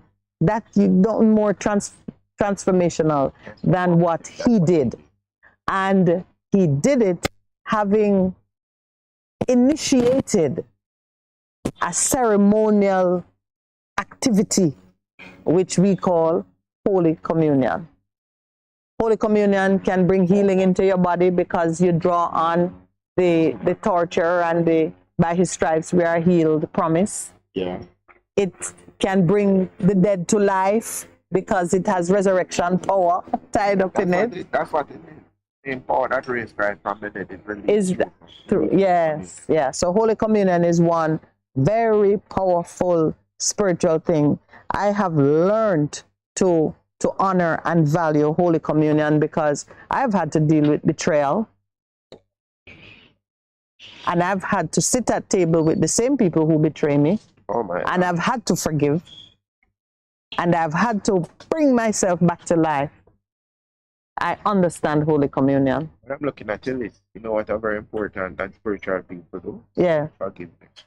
Oh, let me write that, Pastor. It is so powerful. Yes, yes. That's what Jesus did. Yes, and that's tied up in the whole Holy Communion piece too, because there were the two thieves, one on either side, and one repented and asked for something very special and got it. And got it. Yeah. But you see that thing, even as it's introduced, this thing of forgiveness.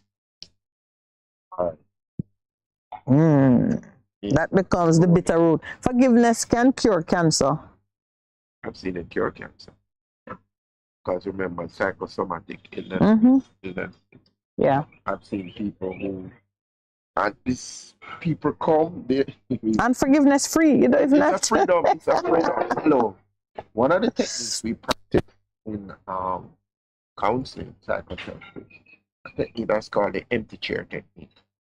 You can't talk to the person, even the person not there, or the person has died, and then you just imagine the person sitting in the chair there, and you're telling them all of the things that they have done to you, and then you said, I forgive you. I forgive you. I've seen somebody's countenance. There's a crying and the bawling that happens, but I've seen people's countenance just transform, just like that. It's like a burden just lift. And this is doing it really spiritually. Yeah. That's something you can't see. Can't see it, but you see it happen. So this it's thing free, of and you can do it on your own. We need to do in this country, the powerful thing. Like we need to forgive the white people of many generations gone. Yeah. If we don't forgive them, we ourselves, we gotta forgive them. We shouldn't be here talking today about hating white people because of the atrocities of their forebears. Don't work at all. Yeah. All right. What's the other one? Prophetic instructions, acts of obedience. It's true. But first you have to find a prophet. Prophet harder to find than you might think. So it's not as difficult as it would seem. Really? No, in the sense of you can get prophetic. You can get from the Bible. I'm reading the word. Yeah, that's true. I was gonna say that. Yeah, that happens to you, and then some of the time, you need someone to come and speak into the situation. I said, like when the prophet Elijah came, and there was they were being surrounded. Oh, they were starting to eat the children and so on because of the siege. yes. And yeah. he went and he says, you know, God said to tell you, this is what going to happen. And the advisor laugh half time and say, what kind of foolishness is that? And like said, this time tomorrow. This one, he said, you know, bread would be sold or wheat would be sold for. And I said, no, and they never cheap. Cheap. They will trample you. Yeah. So that's one word of prophetic instruction. Yeah. Another prophetic instruction is when Elijah at the altar who answers by fire. But people don't forget, people forget this, you know, that it was at the word of Elijah that says you're going to get a famine because you're not doing wicked things. And so therefore it had to be a spiritual intervention which happened at the altar to release it. Yeah. And then he says, okay, now go ahead, and he prayed. So rain could fall. Rain could fall, and he saw the hand and he said, oh, a cloud the size of a hand. A man's hand. Yeah. Can you imagine that? Yeah. It's smaller than the producer's head. So yeah, small. Bring him into it. Yes, Are you suggesting my head is small? But just that little sign in the sky was enough for the prophet to say, tell the king to hustle because it is going to rain. I hear the sound of rain. Obedience is so important because prophetic instructions that you get, you must get a prophetic response in obedience. And that has happened to me in a lot of things. People would come and say things, and if I never acted or what God says, I would not be walking in what God says. Like a simple thing. We talk about sacrifice. And for me, as you said that, a spiritual thing is tithing, sacrificial giving. Yeah. We see that manifesting and working itself through in my own life and situation. Powerful. I share with my children all the time. I said that you get these things. I say. So we do need to teach our children some of these things. You know, there are some things that you do in the natural world to make things happen. We might call them bribing. Don't call it tithing. But it's the same, really. You're paying a seed into a place from which you want to be blessed. Correct. So, tithing, that is what you would do on the spiritual side to invoke a blessing. Bribing, that is what you would do on the other side with the same expectation to invoke a blessing. You know what is really ironic, Percy? The people who call believers in God superstitious, I can't think of another disparaging word that is used to describe. People of faith get all kinds of names hurled at them because they are believing in something that you cannot see. But these same people who would make a mockery of those like us, they are also paying very close attention to feeding their own altars. So they do sponsorship of this and that. They pay bribes. They support political parties by making donations. What do you think those things are? They're seeding the altar to which they pay homage, and they fully expect something to come back. And many times they reap, and they reap quickly. Yeah, it's just like straight up puts it online. Come to the break.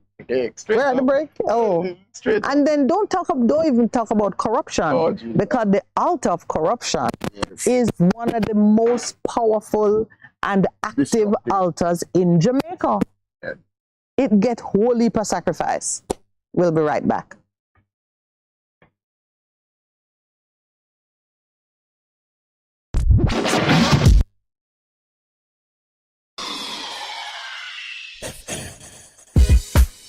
Veg Printers for all your printing needs. We specialize in calendars, flyers, brochures, and more.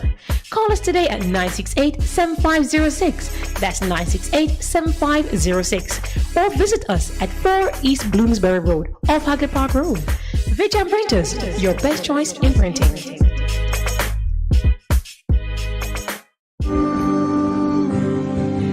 Here we are, standing in your presence. Glory Connect! Glory Connect! Join us on Bess FM with Apostle Prophetess Denise Wellington and Pastor Alicia Gonzalez Morgan. Every Saturday at 4 p.m. on Bess FM Radio. Come out and discover your purpose. Take up that phone and dial now. Call and experience something new. Experience something great. Experience your own expression of encountering the supernatural glory of God's abundant life and transformation being fulfilled. What are you waiting for? Are you depressed, oppressed, worn out, tired, or stressed? Have you discovered your true purposes yet? This is the moment. What are you waiting for? Connect now to Glory Connection. Call and experience the Word of God, intercession, healing, and deliverance. Experience something great. Receive salvation and breakthrough. Connect. Tell a friend, family, and your neighbor. See you then. What should a taxi service do for you? On-Time Taxi Service is more than just a ride to the other side of town. They offer clean and spacious vehicles, reliable service, and promise to always look out for their customers. They'll come when you call and take you where you want to go on time. From anywhere at all, you can call us on 926-3866. We are something special on the road. Veg Printers for all your printing needs. We specialize in calendars, flyers, brochures, and more. Call us today at 968-7506. That's 968-7506. Or visit us at 4 East Bloomsbury Road, off Hagley Park Road. Veg Printers, your best choice in printing. Half a tree, one and drive, half a tree. Bossy, how do I take taxi star? Jano, I want to tell you, say, 2 months now, my transmission mash up, and I check everybody and can't hear nothing positive. Yeah, hear me? Yeah, waste all that time I shop around and never call the experts. Winters Auto have them. Them have over 35 years of experience and them diagnose the problem and get back your transmission brand new. For them service excellent and efficient. Trust me, man. Yeah, hear me? Call them at 929-7040 or go to them at 106 Maxfield Avenue, Kingston 13 and talk directly to the boss. Just tell them I'm me, send you. Wow, you big star. Yeah, man, respect my boss. Yeah, try calling her, cause trust me. Waiters Auto Spares and Repairs, good afternoon. what a relief. For a better choice in all your electrical supplies, A, authorized 3M dealer and better brand names. B, better service including free island-wide delivery. C, all major credit and debit cards accepted. It's ABC Electrical Sales. Shop number 8, Hagley Park Plaza, Kingston 10. Open Monday to Friday, 8 a.m. to 5 p.m., Saturday, 8 a.m. to 4 p.m. We make your electrical jobs as easy as ABC. Call 754-3825-8 or fax 754-3659. ABC Electrical Sales, for a better choice. The Morning Connection is not your usual talk show. We aim to stimulate discussion and chart new paths to self-empowerment. So please join us, Minett and Percy, on The Morning Connection, Mondays to Thursdays, 6 a.m. to 10 a.m. on Bess100 FM. It's good, it's better, but nothing beats.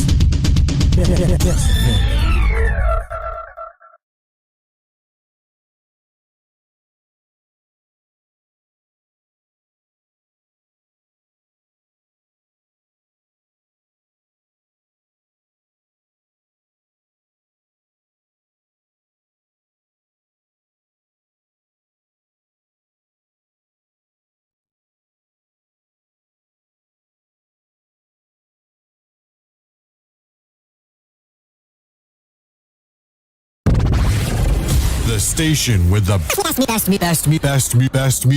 Best music. I love the music. Best music. Let I listen to Bess FM. Thank you for sticking with us on this free-flowing Thursday. We are having a conversation somewhat unlike others we've had before. We always try to teach something on how to cope. This is the age when the mind is the chief battlefield, and a lot of the things required of us are more of a spiritual and a cerebral nature. But this morning, I felt like it was time. We spoke yesterday. We spoke about the necessity for us to have a clear appreciation of the spiritual side of things. This morning, Pastor gave the reminder that the things in the spirit, everything you see in the natural, has its origin in the spiritual realm, the invisible realm.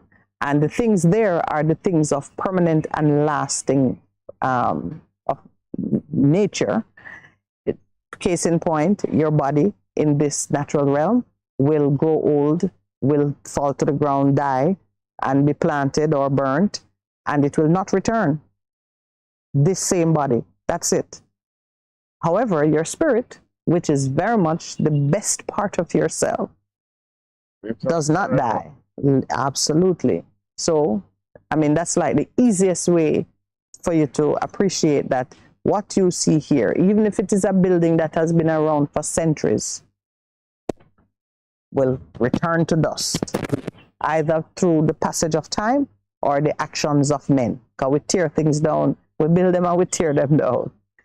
An earthquake can decimate a whole. When you look at the damage that the tornadoes and the floods and so on are having in other parts of the world where these things seem to happen every day. You know how many tornadoes they say have been in America has had many tornadoes since the start of the year, and we barely passed 100 days. Yeah. You see buildings, towns, little communities like splintered, lying on the ground. So whatever you see in this natural world, however durable it might appear to you, it is temporary.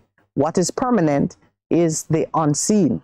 And the things that you see here, the physical things, they all have their point of origin in the unseen, invisible world from which everything emanates. You put a seed in the ground, and in the invisible darkness of the soil, it changes into something that bears fruit and rises up taller than you, depending.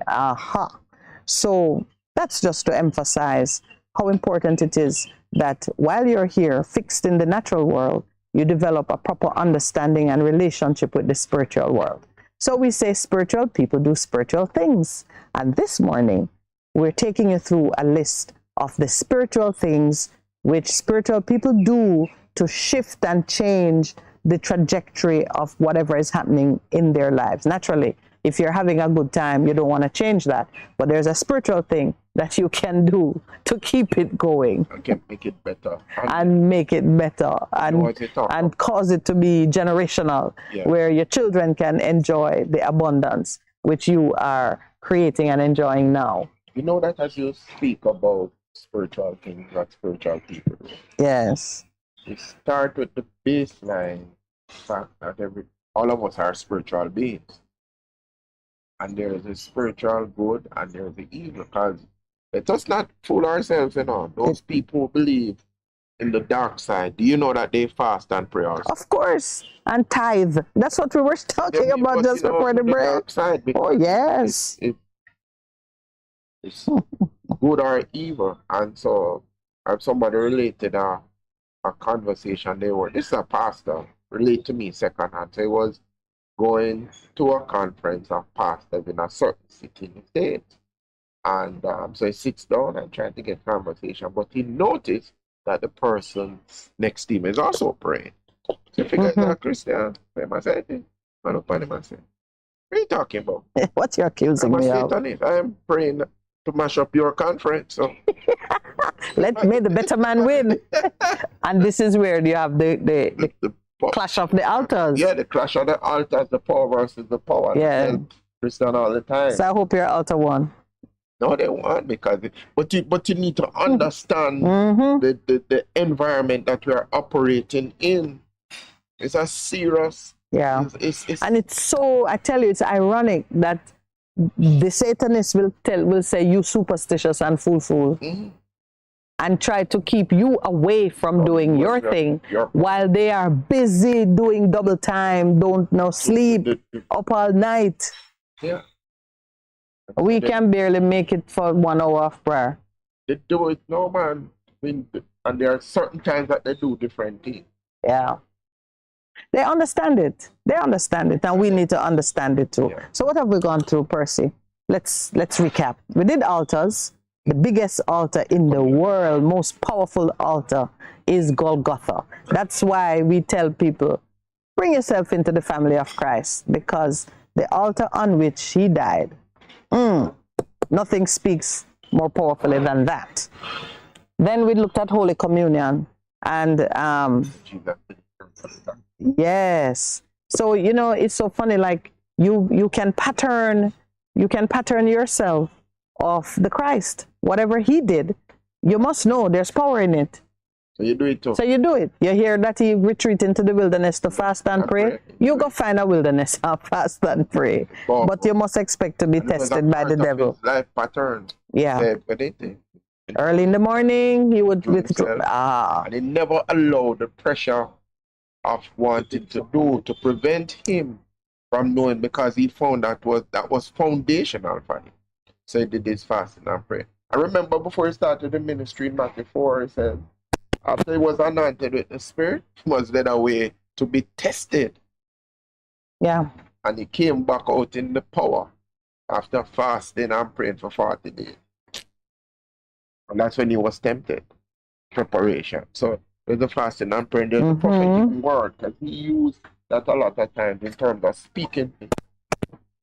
So the obedience to a prophetic word works because Scripture tells you that when you are mindful of the prophet, you get a prophet's reward. And so those who understand how that works, they make sure that you do something good for the prophet, or you obey the instruction from the prophet, which is honoring God, because the prophet speaks the words of God. So when you are obedient to the word of God, you are rewarded. So yeah, I when I learned that, I just tried to figure out, well, now how can I? But then you have to be like the Shunammite woman who saw the prophet walking through all the time, and she said, I perceive that is a man of God. I'm going to do him a favor. Aha. She get the prophet's reward. Yes. Son. Oh, yes. And the son, when she said, why do this to me? And having done she got healing for her son. That was, yes. And when she had gone to Egypt. She had moved out or wherever she went during the famine, and she came back. Her land was restored to her just by someone remembering that she was the one who got a miracle from the prophet. So, I mean, that is like, I think the prophet probably was dead by that time. Just so you know, that is one way to change things. And that is when you give to the house of God and to the people of God, when you support the work of God, you're rewarded. So that's a spiritual thing you can do.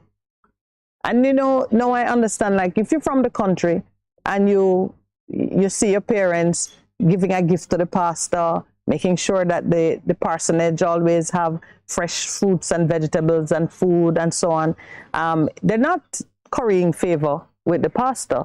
They are supporting the people of God, and in turn you will find that there are blessings on your household. That is one. That's not one to deal with stubborn issues, but it works. We did praying and fasting to root out the stubborn demons. Different kinds of prayer. Every kind. Now this one is something that I learned more recently. But this is scripture. The Apostle Paul was telling people to pray all kinds of prayers. Why all kinds of prayers? You must know that, Pastor, you go into that. Different prayers for different occasions.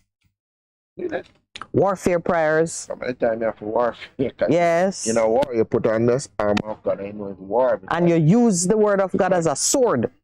Attacking. Some of the time, when we have prayer on our Wednesday, some of the time we just go straight into warfare. You're not polite. No, man. You call it what it is. Yes.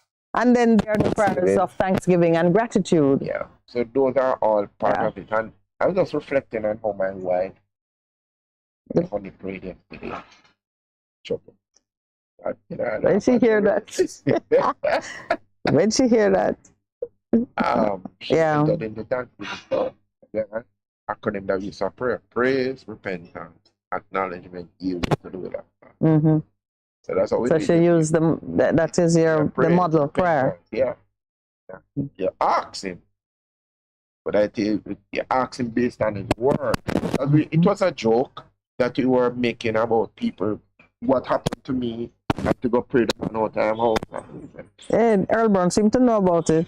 Him said people do that all the time. Yeah, it was funny. But then he knew, because you are going to hear what God's mind is on the matter. And he says, okay. That is why when people say, I want to pray too much. No matter what we are doing. I was looking back for what Earl said. Earl said people do go around and claim people's house in prayer. Also claiming new cars that are on the dealer's car lot. I suppose the dealer is happy if you do that. Yeah, because you pay for it. So long as you pay for it. Yeah. Yeah, but as you say that, there are different prayers that you pray on different occasions. But the most important thing, when you are praying according to God's mind on the matter. And revealed it in His will. So we pray for people to get healed because the word of God says healing is the children's bread. We pray for people to be delivered from demons that Jesus do. That's what we do. Yeah. Because it's all in the word, and so on that basis, go ahead and pray. And another thing in terms of praying is knowing the timing. Timing. Some of the times it's timing. Like Daniel was praying because it said, according to the prophet, 70 years has come, so we can pray. We should be going home. Yeah, time for us to go home. So he did. That means Daniel was an old man, you know. Yeah. Daniel was a very old man. Yeah, because he had spent. Because he spent 70 years there, and he had gone there as a teenager, around 16-ish. Yeah, so 86, he was a mature man. Yeah, and he wasn't doing that so he could go back. He was doing it so that his people could be free. Long term. Which is what a lot of the grandparents, so like my mother. Big Truck said praying and fasting, not working for Jamaica. But big Truck, if it was the demon really stubborn, Big Truck. We have to fast for more than 7 days or more than 21 days. Forgiveness, you mentioned forgiveness. Yeah, because that's that is the bitter root that can block every type of blessing. For people. This now is you standing in your own way. Yeah. All they say is you drinking poison and expecting the neighbor to die. So be I drink the poison and expect Lord to dead. Yeah. Producer today. Don't work that way. Don't work that way. Forgiveness. That's why. That's a big one. Jesus share that parable about the unforgiving servant and how important it is. And it's in the Lord Prayer. Forgive us our trespasses as we forgive those who have trespassed against us. Major thing. Yeah. Right. So, having gone through all of tithing and sacrificial giving is another one.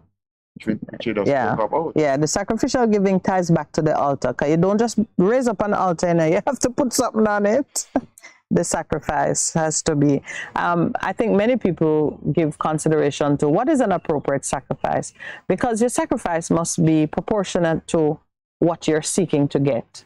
So so like, you want a house and you don't want a 2-bedroom NHD house.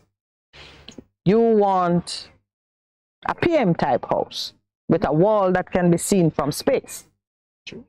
I mean, no, that's what I said. Well, PM could mean Palmer and Minett. Okay, all right. Or it could be, PM is, but you want a house that lasts, yeah? That your family can grow in and it become family home. When you dead and gone there, that's what they're going to call, that is the family house. People have the family house and it's on enough land so you can plant something, and there has to be a caretaker because everybody lives somewhere else. But in the holidays, you fix it up and stock it up, and people can absolutely. That's the kind of house you want, where your 100-odd kinfolk can come at Christmas time and have a holiday. So what would you want to give for that house? It can't be the same amount that you would give for the government house. Led by the Spirit of God. Times so many times He's told us, and we can testify to that. In terms of just ministry. Mostly somebody asked a question about receiving an honorarium or setting the thing. Yes. You remember that question? Yes. The preachers who are stating their price, like their speaking fee. And the truth is, they said that what? Percy's word of their hire. A workman worthy of his wage. But for us, there have been times in our own life and existence where we needed a vehicle and a house, and we sold that vehicle. I remember it so distinctly, and we were doing a building fund drive at church, and we talked about it, and we just felt very strongly led by the Spirit. So all of the proceeds of sale of the car then, well, you know what I've told you in terms of the Lord's provision, in terms of a home, and in terms of vehicle. Like now, I'm here in the Lord, and I don't care now. With all of the things that's I purchase house without money. Yeah. And I just cause people to just give. Somebody did the sacrificial giving that brought a blessing into your hands. And so it is, because God bless people through people. Yeah. And some of the times the Lord said, no man is a devil. And the Lord is saying to you, no, I want to do that so that I can bring a blessing on that person. Did I ever share with you what happened to me early in ministry, that I was working with this young lady? I was counseling with her and put her on a path. She was not working. And I remember getting up in the morning in full-time ministry, and she said, no, like the pay and it's overdue. Well, the Lord will provide. And I go to work, and this young lady turns up and said to me, hello. She put an envelope on the thing, and I said, what is that? She says, well, it's the instructions I heard from the Lord to give this to you. And I said, no, I know you're struggling, you're not working, don't do that. And I got a check in my spirit, and I said, don't do that. What I'm trying to do is to build obedience and faith in her. I says, okay. And guess what, for me now? What was in that envelope was the exact amount for the light bill. 1 week after that, she called me and said, you know, got a job. So both rewarded. Yeah. That's the perfect story, actually. Yeah, so It God, don't get better than that. no, so God, It don't get better than that. no, so God, because it was my pride that the Lord was dealing with. And I said, okay, all right. I had to be obedient to it because it was moving it. So, yeah. But the idea that a position you take could block somebody else's blessing, even if you don't much believe in it, I would not want to know that my unbelief prevented another person from progressing. And we do that a lot of time. We do that a lot of time. God, because God can't use, God not going to cause manna to drop from heaven anymore. He uses people to be to deliver his blessings. His blessings to people. And so today, for a lot of people, God is telling you to do something sacrificial which you don't understand. That is how God does his work and his business through us. That young boy who had the 2 fish and the 5 loaves of bread that God used to multiply. If you had said, no man, I'm going to hide it and eat my lunch, because everybody else now get none. So my mother set me up because she knew I was coming. That miracle of the feeding of the 4,000 would not have happened. All right. We got to greet Donovan Hoylett. Welcome, Mr. Hoylett. Thank you for tuning in. He said this morning he has the luxury of tuning in. So he said, Percy and Minett with the superstitious talk. That's not real. You know what is real? When someone said he's going to Radam.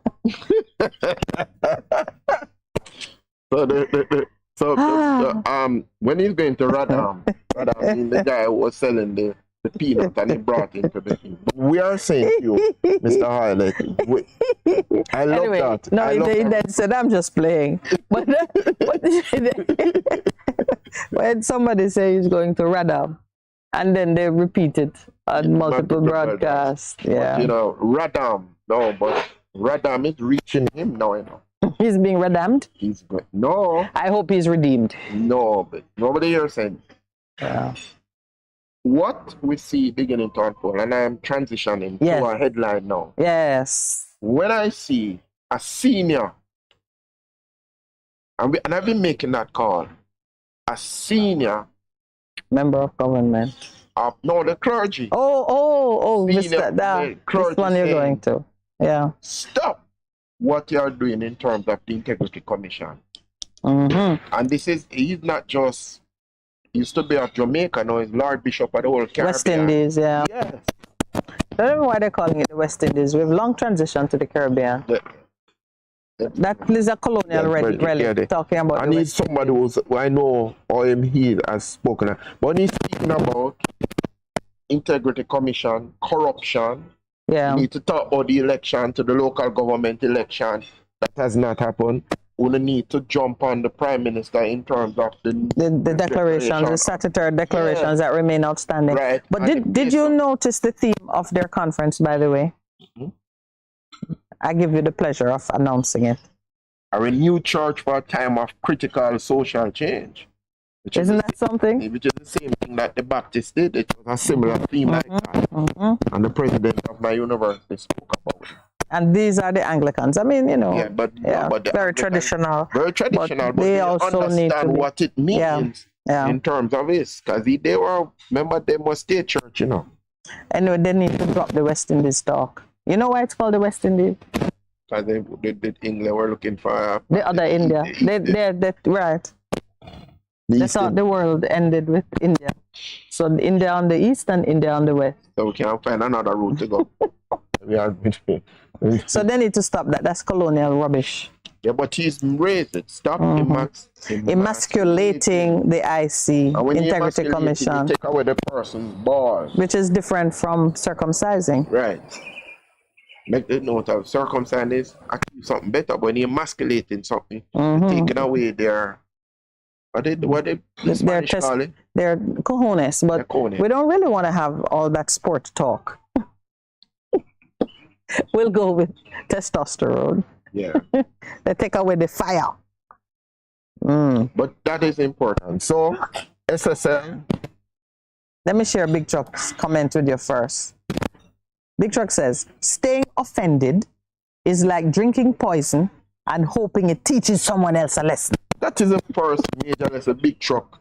As big truck is in the teaching mode. Yes. Yeah, but it's true. Yeah, that is so true. That is so true. And so, even as we do that, so now, I wonder if we can get that gentleman. Oh, which one? Maybe the church will come, because everybody look for the church to bring about answers. And we, as it does, have the moral authority to speak to some of the things, you know. Because a lot of the things that are happening, the corruption is a moral issue. You think? Do you think so? The corruption? Yeah. The corruption? Well, before I was calling it a huge altar, because you know that those activities and even the money that is generated is feeding something else. You know, you take your tithes and your offerings or your tax money and you put it into social programs. You build schools, you provide medical care, you create good infrastructure so people can enjoy the land in comfort. You are supporting the work of God by meeting the needs of his people. Right. That's why Christ could say, give unto Caesar. What is Caesar's? Yes, because Caesar have work to do in the realm and it costs money. Right. Yeah. So our heads are not up in the clouds. So we believe it begins in the spiritual, but there must be a physical manifestation of what God is saying and doing and what is God's heart. Yeah. Yeah. When we return.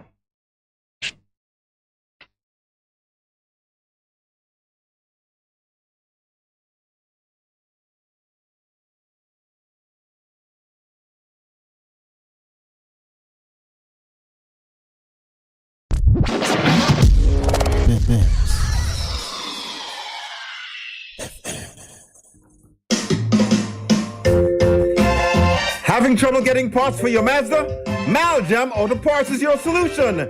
Find Maljam at the new and convenient location off Upper Walton Park Road at 9 Kingswood Avenue.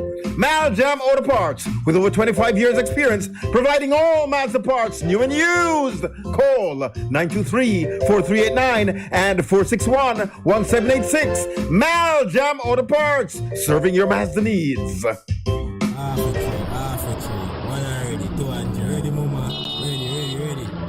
Is this the confusion you feel when trying to work your way through medical systems in Jamaica? Try a dose of Ask Dr. Mary every Thursday at 5 to 6 p.m. Let Dr. Mary help you understand your medical problems and bring you to a calmer place.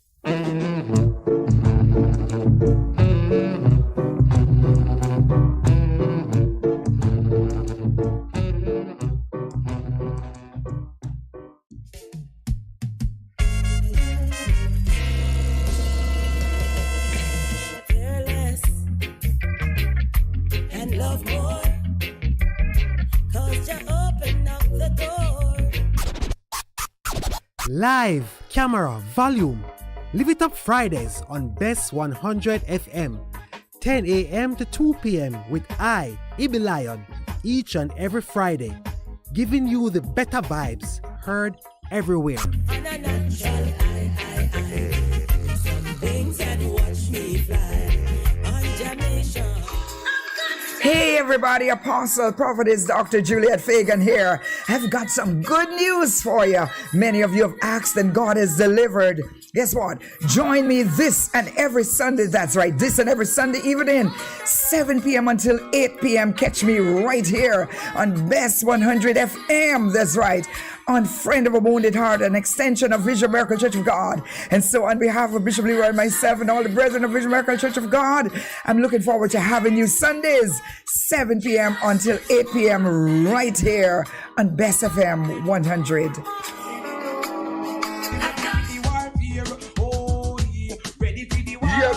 Jamaica and the world, you want us back? We are back.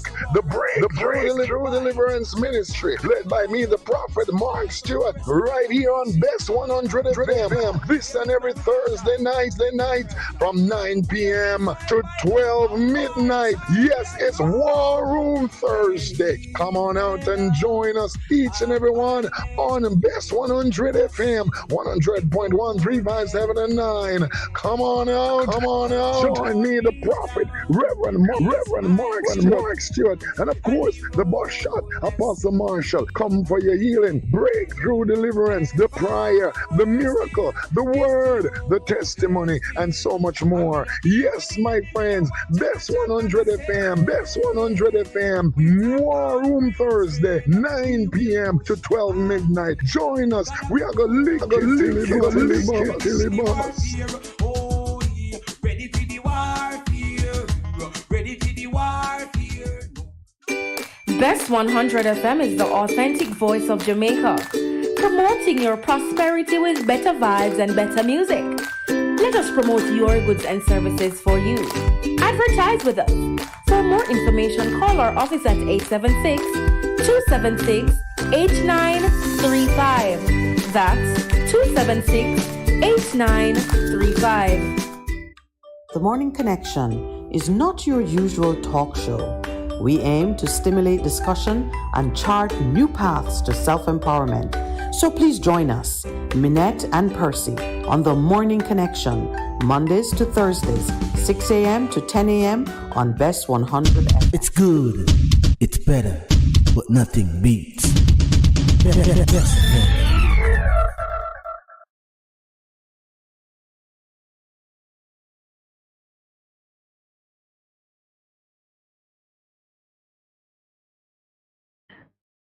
All right, welcome back.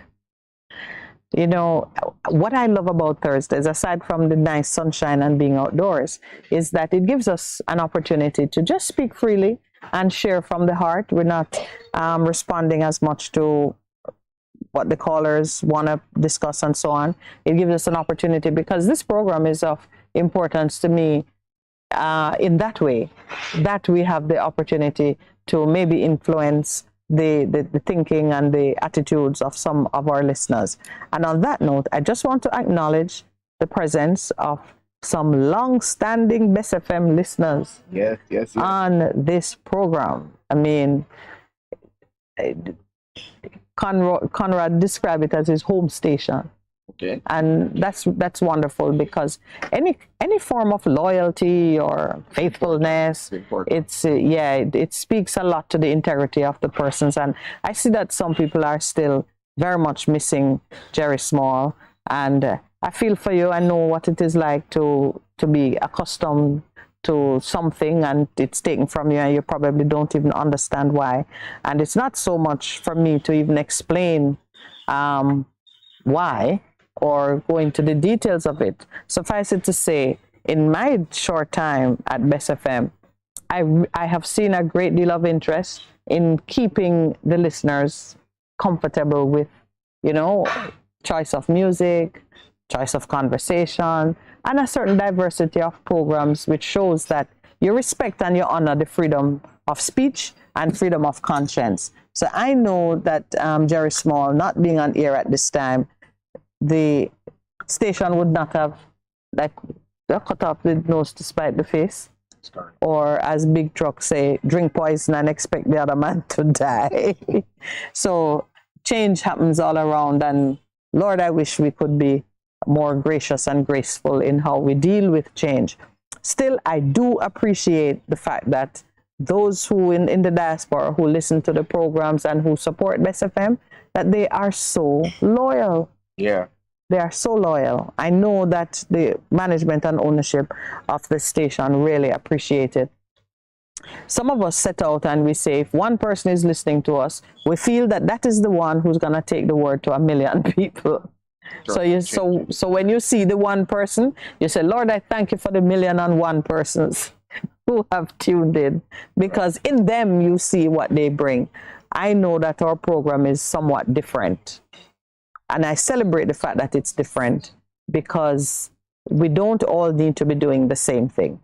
And what we're talking about this morning, I guarantee you that except for being maybe in a church environment, and not all of them, you will not receive this kind of insight into how you can shift the things that have been happening in your life, in your family's life, on a cycle. Is like a devil you can't beat. All of your children get pregnant early and drop out of school. And when you look next door, you see the same thing happening in your brother's house and in your, or the whole community is just young mothers walking around with not much to do. And you see that because when I've interacted with people, I remember a young lady said to me, in the community that I come from, by the time you're 15, 16, if you're not pregnant, you're not saying anything. And she simply said, I made a decision to break that. But you see, you know what helped me? Going to church. Mm-hmm. Not that because going to church don't cost yes, but you say, and you enter into an atmosphere, an environment where you get encouragement to do something different, right? And you actually become conscious how it's going to look. Yeah. I can't be so free and careless with myself. I love what Bevan Fairweather says. Integrity is a moral domain. Laws cannot prosecute corruption. How long have I been saying much the same thing? It's true. Yeah, because the integrity is a moral domain, and that is why I'm saying no when I see Mr. Gregory. Yeah, Howard Gregory. Come back on point. He's a Calabar old boy. Mm-hmm. And people don't understand something with that school, It's in the DNA of the school that you go there, you understand that if something needs to be fixed, it's like you can't rest until you fix it. You can't fix something, and so that is why a lot of politicians have come from the school on both sides of the fence. You have doctors, that's everybody, engineers, because those people have believed from early we can fix our problem. That was in the DNA. They had PJ Patterson. Calabar. Yeah. All right, let's get off the Calabar altar now. That altar got enough sacrifice 2 weeks ago. The amount of praises that went into Calabar 2 weeks ago. But I see your point. I mean, you call it DNA, but the truth of it is, if you are teaching the right things, people will learn it. It's a good thing we're not taking phone calls, because Fortis would call. But Fortis and the similar thing. Yeah, but I want to quote what you throw him a bone. I want to quote what this Anglican church leader has said. And yes, the Anglican church had to themselves make acts of repentance and reparation regarding slavery. They owned it up. And now, did you see how it shifts? Having done that, here now, a very senior man is speaking out, and he is saying the thing that, Pastor, you and I have been calling on the church leaders to step into the spot. Not only have they themed their conference a renewed church for a time of critical social change. Renewed church speaks to revival of the spirit, the fervor, the love of God, and the appreciation for what God wants them to do, the fear of God. And here I say, with the wisdom of God, he has spoken. I'm going to quote him. He says, we must, first he said that citizens are tired of the pervasiveness of corruption and the seeming inability of political leaders of both political parties to act decisively in addressing the situation. Here. We must therefore as Christians.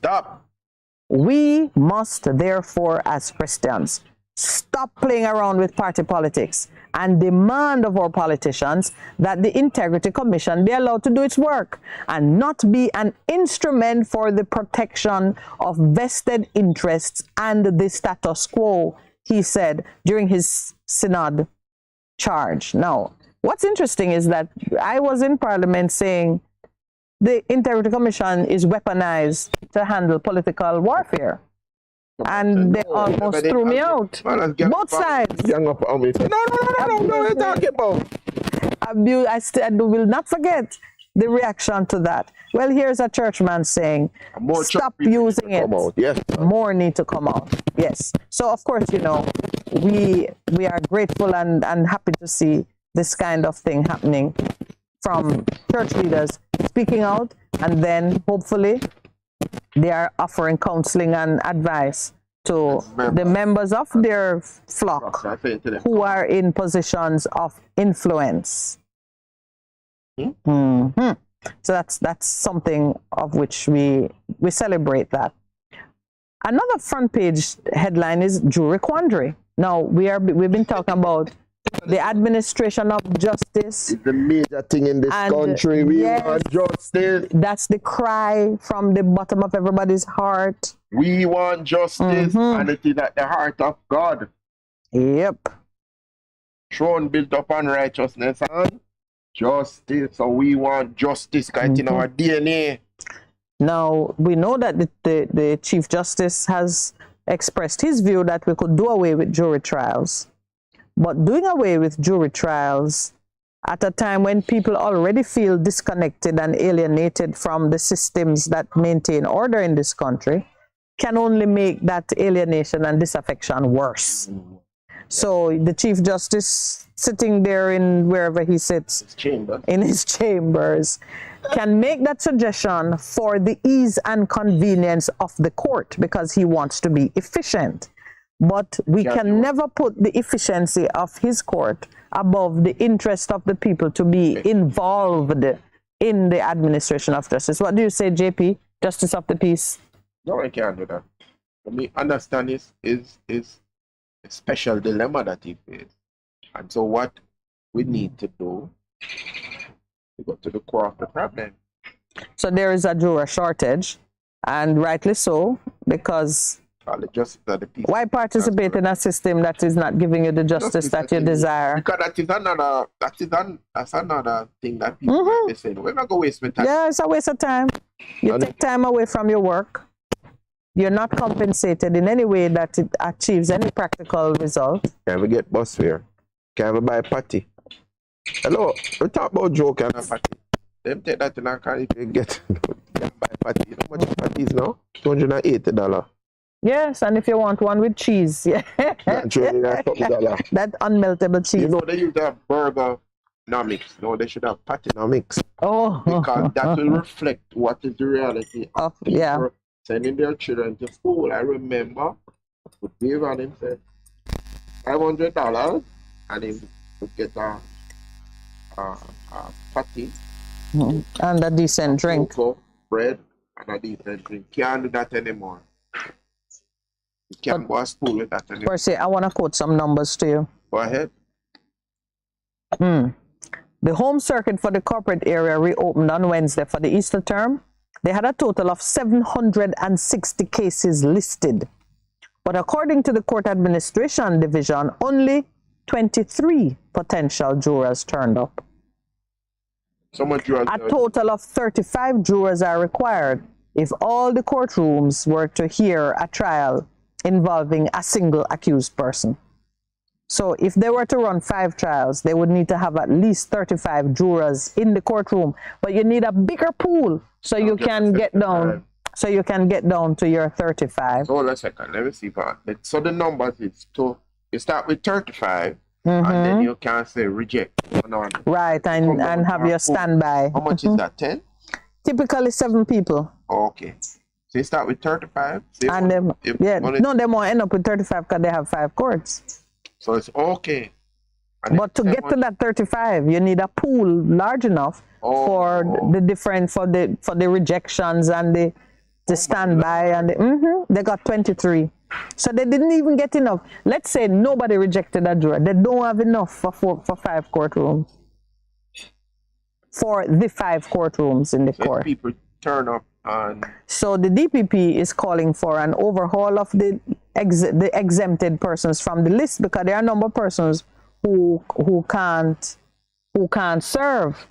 All right. Public servants, doctors, lawyers, cops, soldiers, teachers, nurses, registered pharmacists, ministers of religion, pilots, masters and captains of vessels, custodians, lawmakers, counselors, and judges, along with their spouses, are exempted. But listen to just see the colonial ghost living in that list. You notice who can be jurors? All of the independent people who earn enough money to spend 3 or 4 weeks sitting in court listening to a case are exempt. Doctors, lawyers. So that means even if I wanted to stop myself as a juror, I couldn't. You couldn't, Minister of Religion. Oh, geez. But here the other part of it that makes no sense in today's world.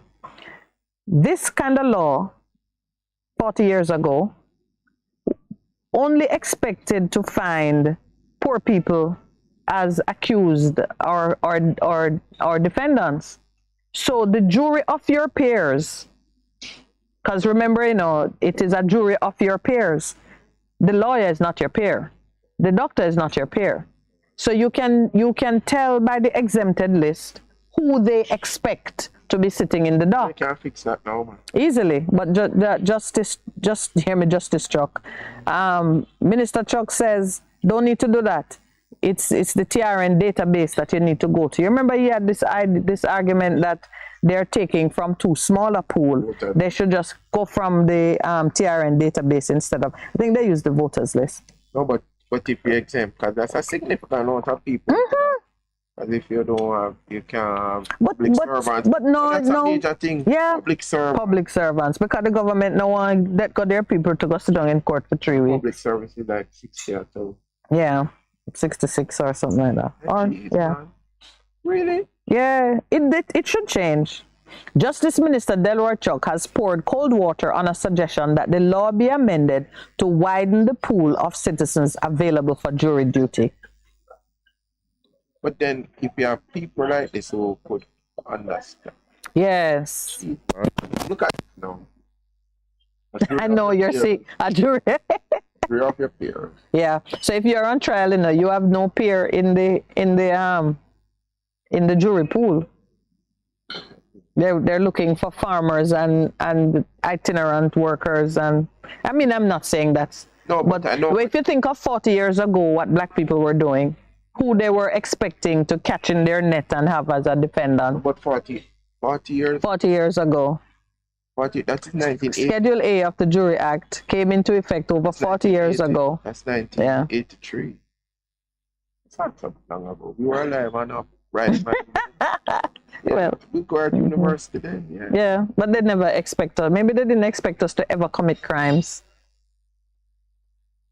But you can, when you look at the list, you can tell these are people who don't want to spend the time in this kind of service. It's not just about having a knowledge of the law. So you know that like lawyers and justices of the peace and so on, the average person don't have specialized knowledge of the law. But a doctor, why couldn't you have a doctor in the jury? That's what I'm saying. Why public servants, except that the government don't want to carry the cost of the worker being on a jury for 3 weeks? I'm looking at this gentleman and I'm seeing him smiling. I won't say that. No, don't say it. No. Just pray against dementia. I wasn't even thinking about dementia. But that seemed to be a logical solution. Yeah. To the problem. But I think they need to do that anyway.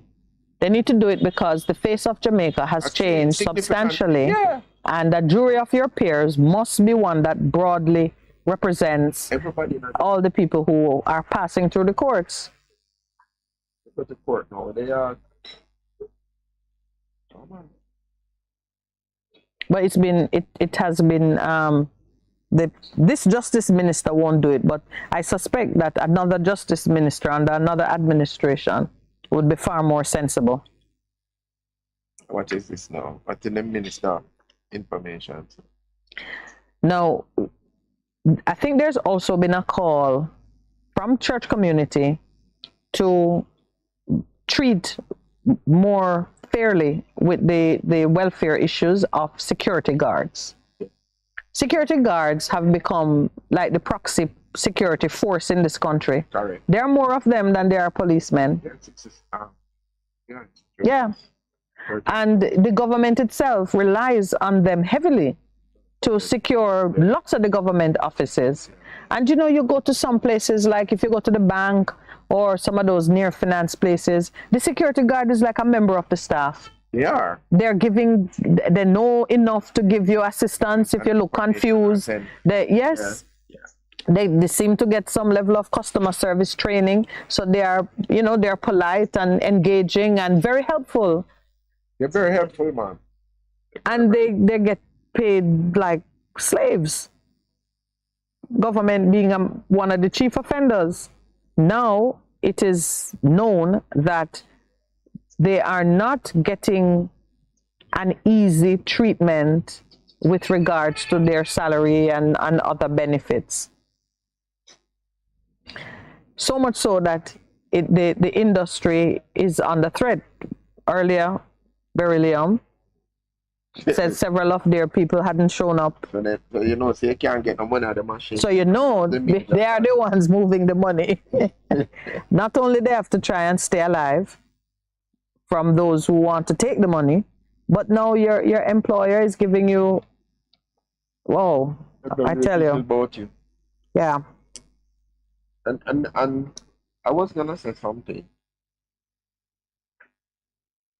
This jury act. Mm-hmm. Says it's a jury of your peers. Yeah. If you now are educating your people sufficient, then a jury of your peers makes sense. Makes sense in that they are able to shift through and think critically. One of the things you find missing in a lot of our people are educated. They're not able to critically look at the issues and so on. So this plan that they have kind of backfire on them. I go up Julia, the peers. And the peers have checked out of the system. Oh, wow. Yeah. Okay. They do need to widen the pool. And for those listening to the conversation and maybe wondering of what relevance is it to my, it is a part of, it's one of the institutions. Trial by jury is one of the institutions that reinforce democracy. Democracy survives on the voice of the people being heard, and being heard at some critical junctures in the nation's daily living. The administration of justice is big, big, big. It is an important aspect. It's like the skin of the country. You know, you say your skin is your biggest organ. And yeah, administration of justice is the biggest thing in a country. No, it's not a joke, and if the people are not involved sufficiently, dysfunction. Knowledgeable. Yeah. And it's a dysfunction, which is why we have the situation. Yeah, yeah. And which is why you have where people say, I can't trust the system, so I'm going to take it into my own hands and I'm going to do what I need to do. So we have that on our list of things to address. Do you think it has been a deliberate plan, strategy in terms of where we are now, in terms of the breakdown that we are seeing all across the world? Mm-hmm. I think somebody just sit down, so let's do this, do that, because we know this is going to happen. Mm-hmm. Think anything like that? Yes and no. Yes, because the devil comes to steal, kill, and destroy. All right. So one playbook. All right. So that is always happening, and anything that looks like righteous treatment of people, and anything that looks like it might bring honor and some amount of truth and fairness into the daily living, is going to come under attack. It won't matter. It don't matter what it is and who or who's doing it. It will come under attack. Because that is the eternal tension. The enemy puts himself as a challenge to the things of God. And it really don't matter that it is a futile challenge because it fails in the end. But in the meantime, if he can mess up one or two of us and pull us away from purpose, he's gonna do it. Yeah. So it is, I like it, yes, I know it. It is because these people are being controlled and then your imagination is driving a lot of things. They know where this imagination, where it's coming from. Yeah. They're doing it and then say, oh, it's good, man, they're doing it. But then they don't recognize that the wisdom that they have is not a good wisdom. Mm-hmm. Yeah. As James says, it's not pure and decent. It's not from above. Not from above. So, yeah. Manipulating and doing it and seeing it and ask themselves, why are we not getting with it? Because the motivation and the wisdom they're using is contaminated. So the no part of my answer the no part of my answer speaks to that you're doing it and you think that is you doing a thing in this corner for your selfish gain. The very fact that it is your selfish gain puts you in the enemy's camp, because we are called to be loving and unselfish.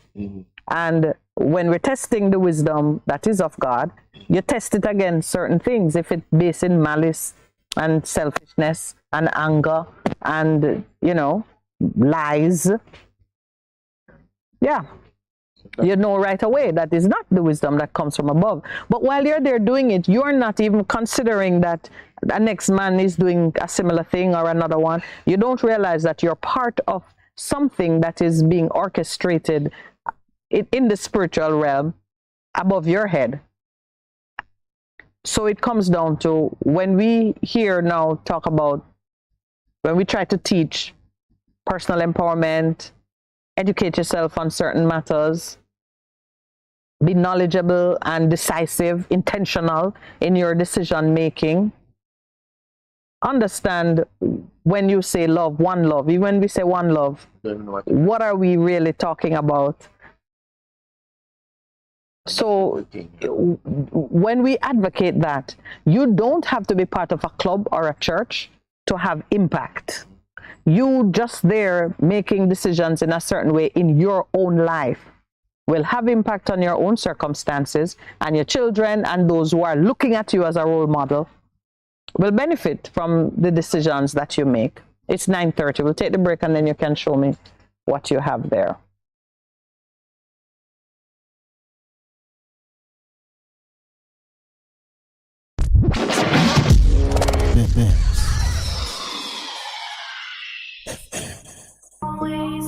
What should a taxi service do for you? On-time taxi service is more than just a ride to the other side of town. They offer clean and spacious vehicles, reliable service, and promise to always look out for their customers. They'll come when you call and take you where you want to go on time. From anywhere at all. You can call us at 926-3866. We are something special on the road. Bess100 FM is the authentic voice of Jamaica, promoting your prosperity with better vibes and better music. Let us promote your goods and services for you. Advertise with us. For more information, call our office at 876-276-8935. That's 276-8935. Vejan Printers for all your printing needs. We specialize in calendars, flyers, brochures, and more. Call us today at 968-7506. That's 968-7506. Or visit us at 4 East Bloomsbury Road, off Hagley Park Road. Vejan Printers, your best choice in printing. Half a tree, one and drive, half a tree. Bossy, how do I take taxi star?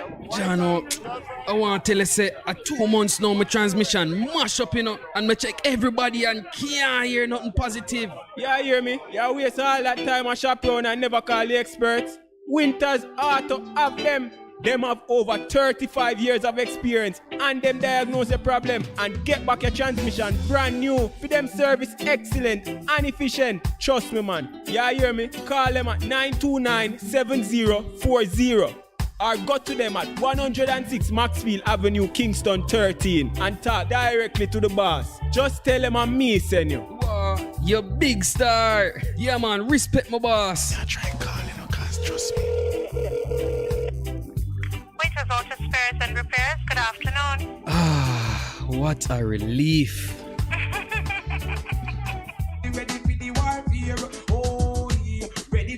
Yes, Jamaica and the world. You want us back? We are back.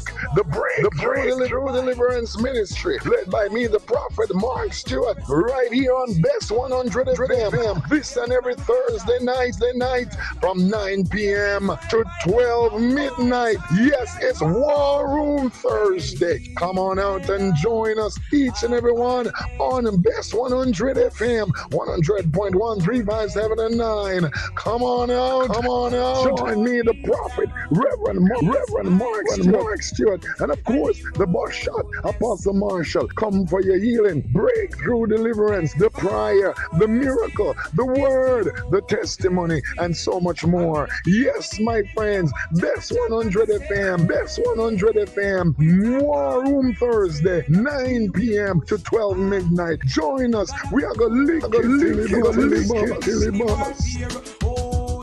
Ready for the warfare. Ready for the warfare. The Morning Connection is not your usual talk show We aim to stimulate discussion and chart new paths to self-empowerment. So please join us, Minett and Percy, on the Morning Connection, Mondays to Thursdays, 6 a.m. to 10 a.m. on Bess100 FM. It's good, it's better, but nothing beats.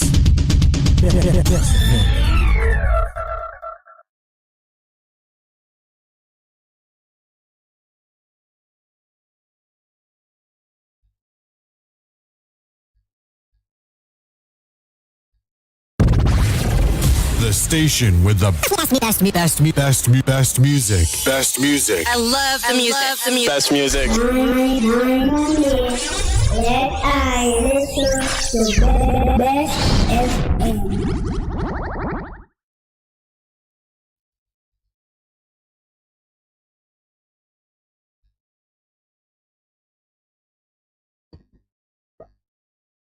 Wow. Welcome back to the Morning Connection. This is our Friday. Yes. And a very interesting morning, talking about sharing principles that we believe, if you were to adopt them individually, but even more so in your communities and at the national level, we'll see a shift and change in terms of some of the things that seem to be intractable. It can't shake it. And they have to put all of those things together to bring about the change that we need. So if you're joining us this morning, we think that a major intervention that is needed at this point in time is a spiritual intervention, because we believe as persons of faith and spiritual persons that have to do the work spiritually before you see the physical manifestations. And we've spoken about the land this week. Remember, we spoke about the land? Yes. Yeah, the land. We spoke about how the land compromises. If you violate it, it will vomit you out. And there are things that you have to do in terms of change. We're talking about doing that. And of course, one of the things that comes to mind, and I think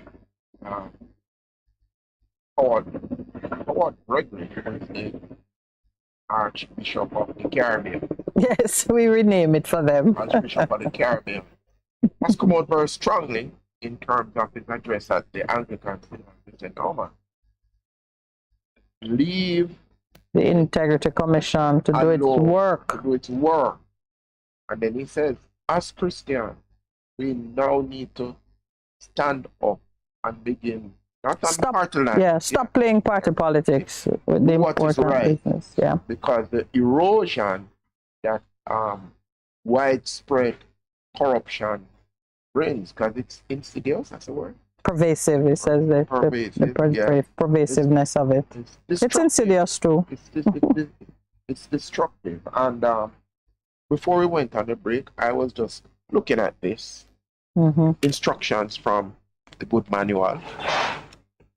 Terms of principles. There are 6 things the Lord hates. No, 7 things he detests. So it was 6 that he hated, but then he moves from hate to detest. That is a higher level of hatred.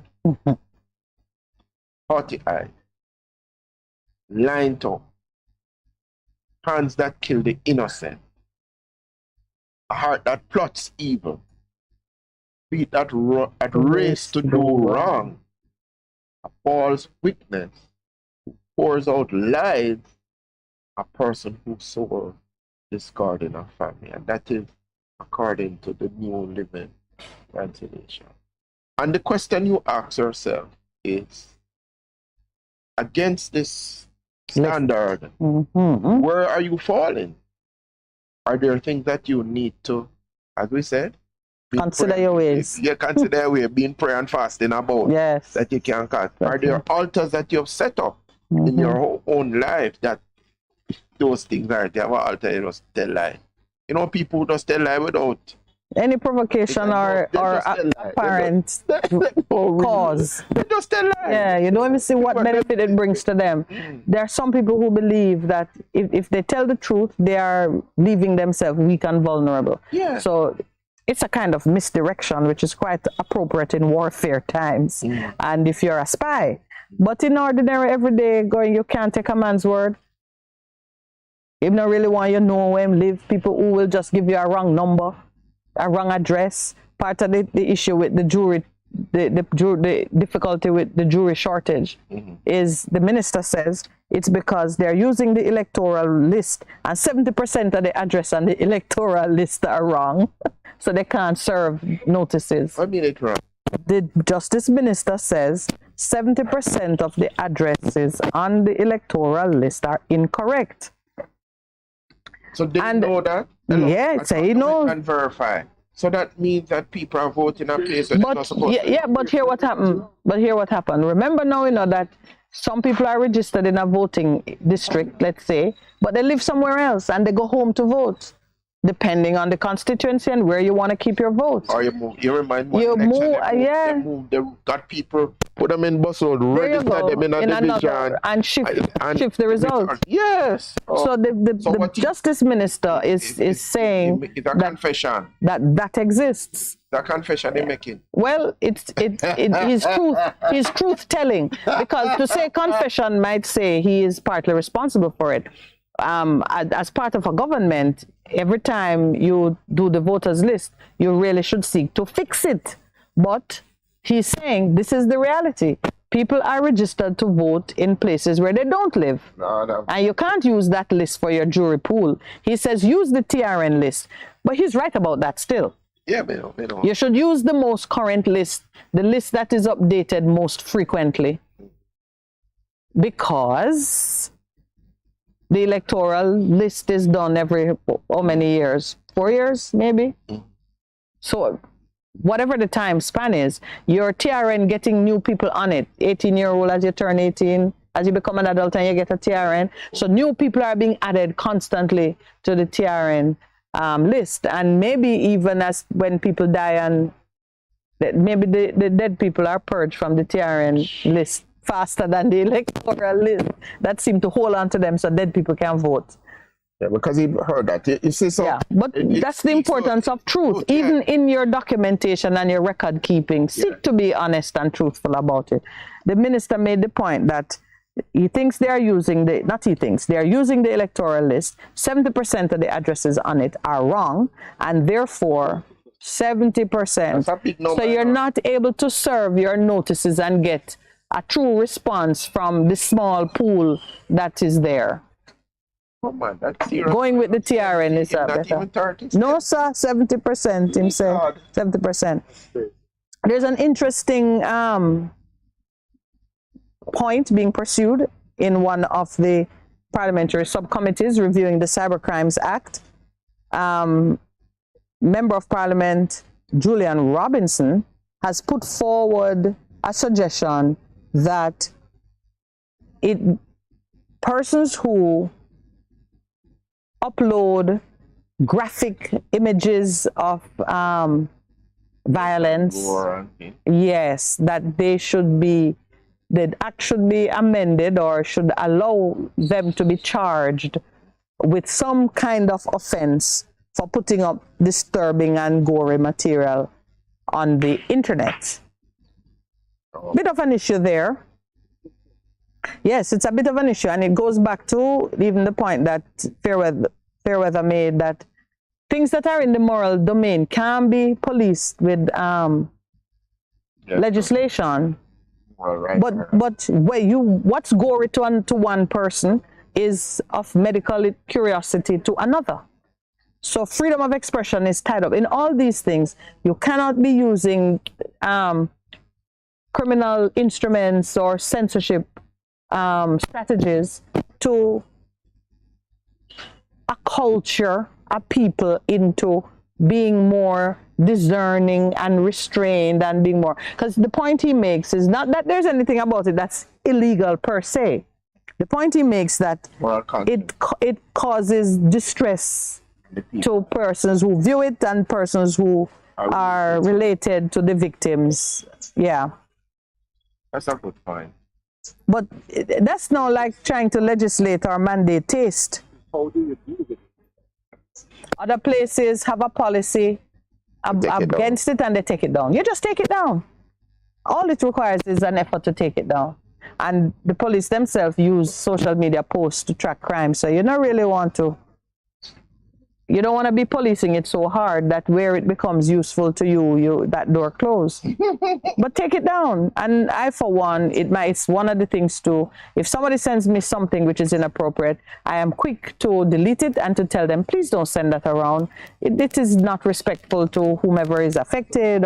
So you get a chance to. Yes. Oh, that one there. Yes, the delay. Yeah, just bleep it. Yeah. But do they have that capability? They probably do, but the thing is to take it. They can do it. It takes work. It takes work. And we're afraid of that word. See? Mm-hmm. We don't like work because we think work. But then now, the work that it takes to prosecute somebody for doing that is more than the work that it takes to just take it down. And the technology, yeah. Do you understand? You have to, you find it, then listen, it becomes a case in court to prosecute somebody for putting up inappropriate material. It's easier to just take it down. And when they notice that it keep coming down and it keep coming down, eventually people will know that, well, if you put it up, it's only good for 10 minutes. And maybe, depending on the site that they put it on, the people who manage the site can block you, close your account. And it's easier to set the standards that way than to be trying to. When the post there is a delay. Yeah. So you can catch it before it even hits. The Lowell is off screen saying when you post, you can introduce a delay so that the filter can catch it before it's. Do you know? I may have said this before. In companies where a work email address is a part of the tools you get to work.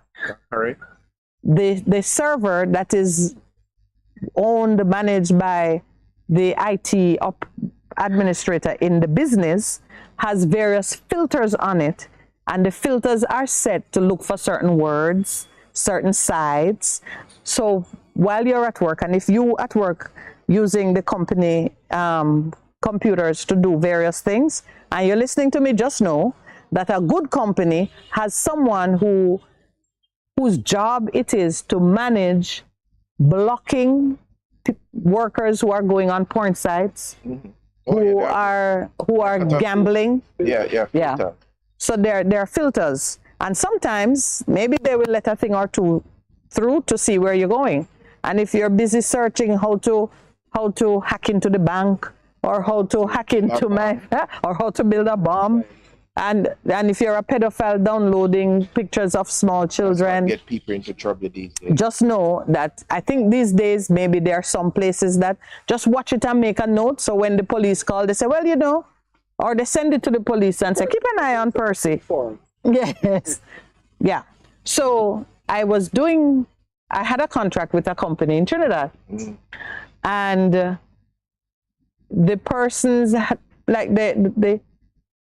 the person's name was Dick.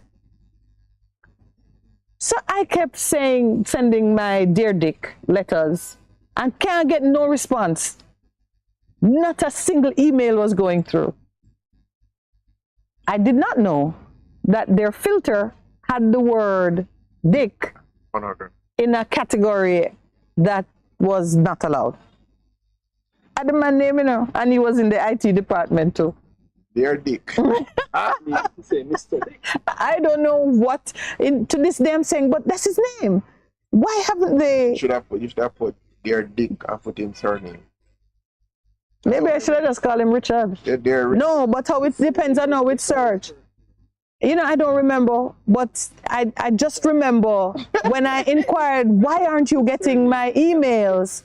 And he asked me, like he said, you know, how am I? He asked me a question that made me say, aha, filter. That's filtered. Then tell you that, So, Mr. Basco is saying, that's right. Yeah, so you need to know that these things are possible. Doesn't Julian know that? Wasn't he shadow for technology at one point? when he was fighting Carousel. See, I give you that one for free. You don't need to burden either the court system or even the legislative calendar with these issues about how to safeguard against certain material being uploaded. All you need to do is ensure that the filters are there. You think China is spending time trying to track down people? They just put take it out, block the site. Listen to me, man. You don't have to go get no court order for do a thing. But I think this is a wider issue because the way that you have raised it. So our parliamentarians, the parliament, you expect them to know certain things. The expectation is that they are going after issues that are significant. So, bread and butter. Yes, I see your point, sir. I take your point. But some of the time we hear something coming out of parliament. And it makes say, what is that? Oh, what is that? She'd get British. She get African. Oh, is that African? What is that? Oh. But it is the same because I'm saying. For lack of knowledge, my people perish. They need to be more knowledgeable about what it is they're doing. Have young people in there think, how does this work? Find out. And then this is one of the few things that they agree on across the divide. That's what because yes, man, Senator Cavan Gale agreed with him and argued that there wasn't a provision to capture that concern, but consideration should be given to introducing such a clause. In no time at all, the DPP will write them and said, "Oh no, stop, give the DPP work for foolishness." And the police will be scratching their head to say, on top of, we need to now set up a desk on prosecuting people for putting up gory details picture. Suppose is your family. Suppose I'm in an accident and I take a picture of it and send it to Lowell and it somehow go make the rounds. You're going to prosecute me because I took a picture of my own bloody broken leg? They don't think through these things. No, sir, I see Lowell say I would be bawling. I wouldn't have time to take picture. Not so. I see people go through some stress and take picture of them own. Yes, they manage the objectivity. Something that has gone wrong with our culture. You see, and another note, you see an accident and everybody come out with them cameras. With their cameras, yeah. Trying to help the person. I'm going. Yeah. But I'm just speaking. It's in the human, yeah. The human heart. But listen to me, Percy. It helps and it hurts. Many times, crimes are solved by the people being so timely in capturing what's going on around. That's true. Sometimes the perpetrator is still there at the scene and you capture him in a photo. Yeah. Sometimes he's there taking a picture, a trophy picture. Hold on.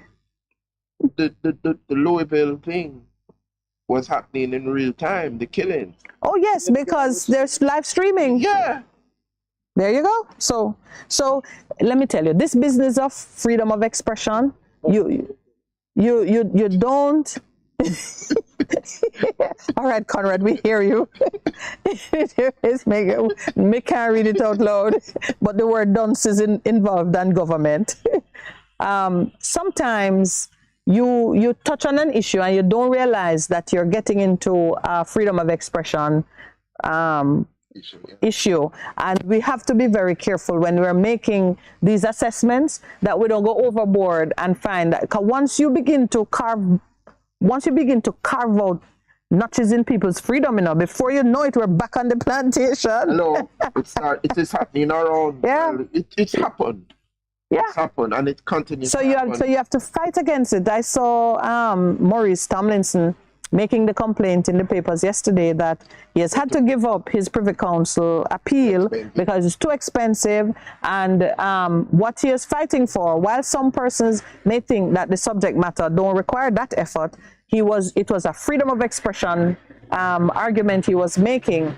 He had an advertisement that he wanted to be carried on the local media, something that was favoring a change of the law concerning buggery.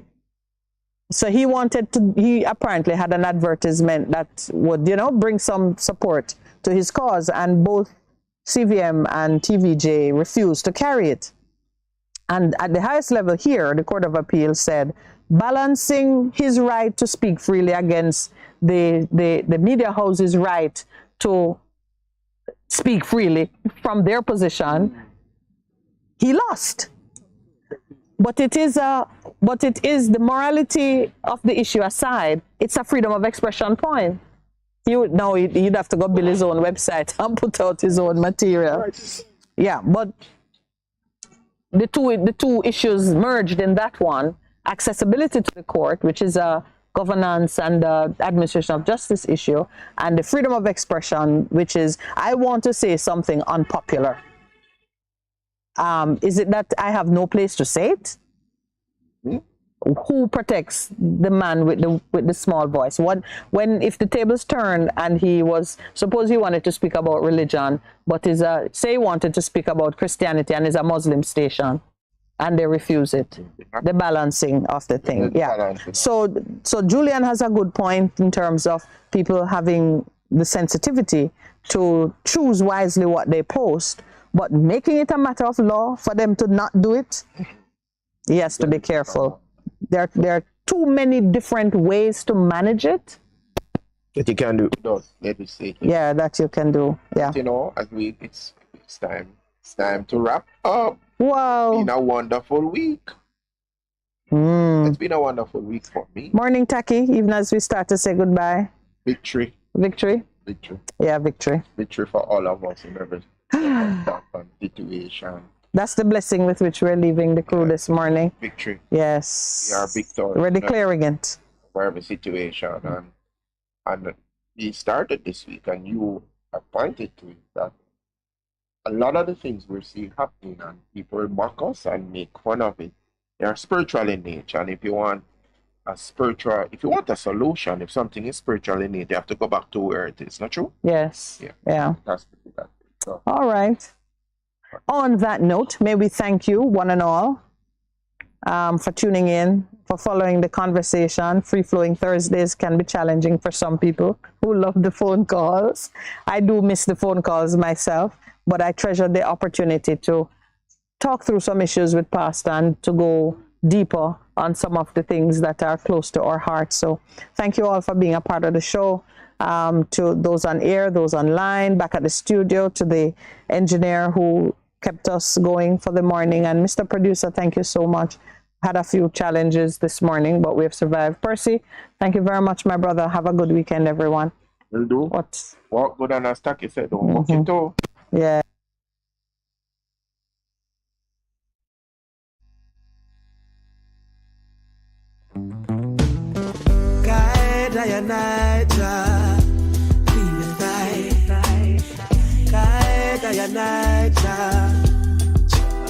Cause it no easy. Protect me from all of the negatives against me. Trust. When the enemies come to eat my flesh, they're gonna stumble and fall. So never feel like it. And when them come, and not them tens and thousands, they fall one by one. And I'm still standing strong. Guess why? Jaja run things, you hear? Jaja run things, so we no fear. Jaja run things, with nice, keep us safe in a perilous time, boy. Jaja run things, you hear? Jaja run things everywhere. He keep the fire knife forever. Pay my bills, pay my rent, pay my fines. Pay attention, so don't waste my time. I pay the toll for use the road when me drive. Still me no be a bad mind, no mind. See them a plot and them a scheme and them a try. Them want me stop, them want for anchor and I. But them coulda never conquer I and I. When the enemies come to eat my flesh, they're gonna stumble and fall. I never feel like it. They come, and not them tens and thousands. They seize one by one.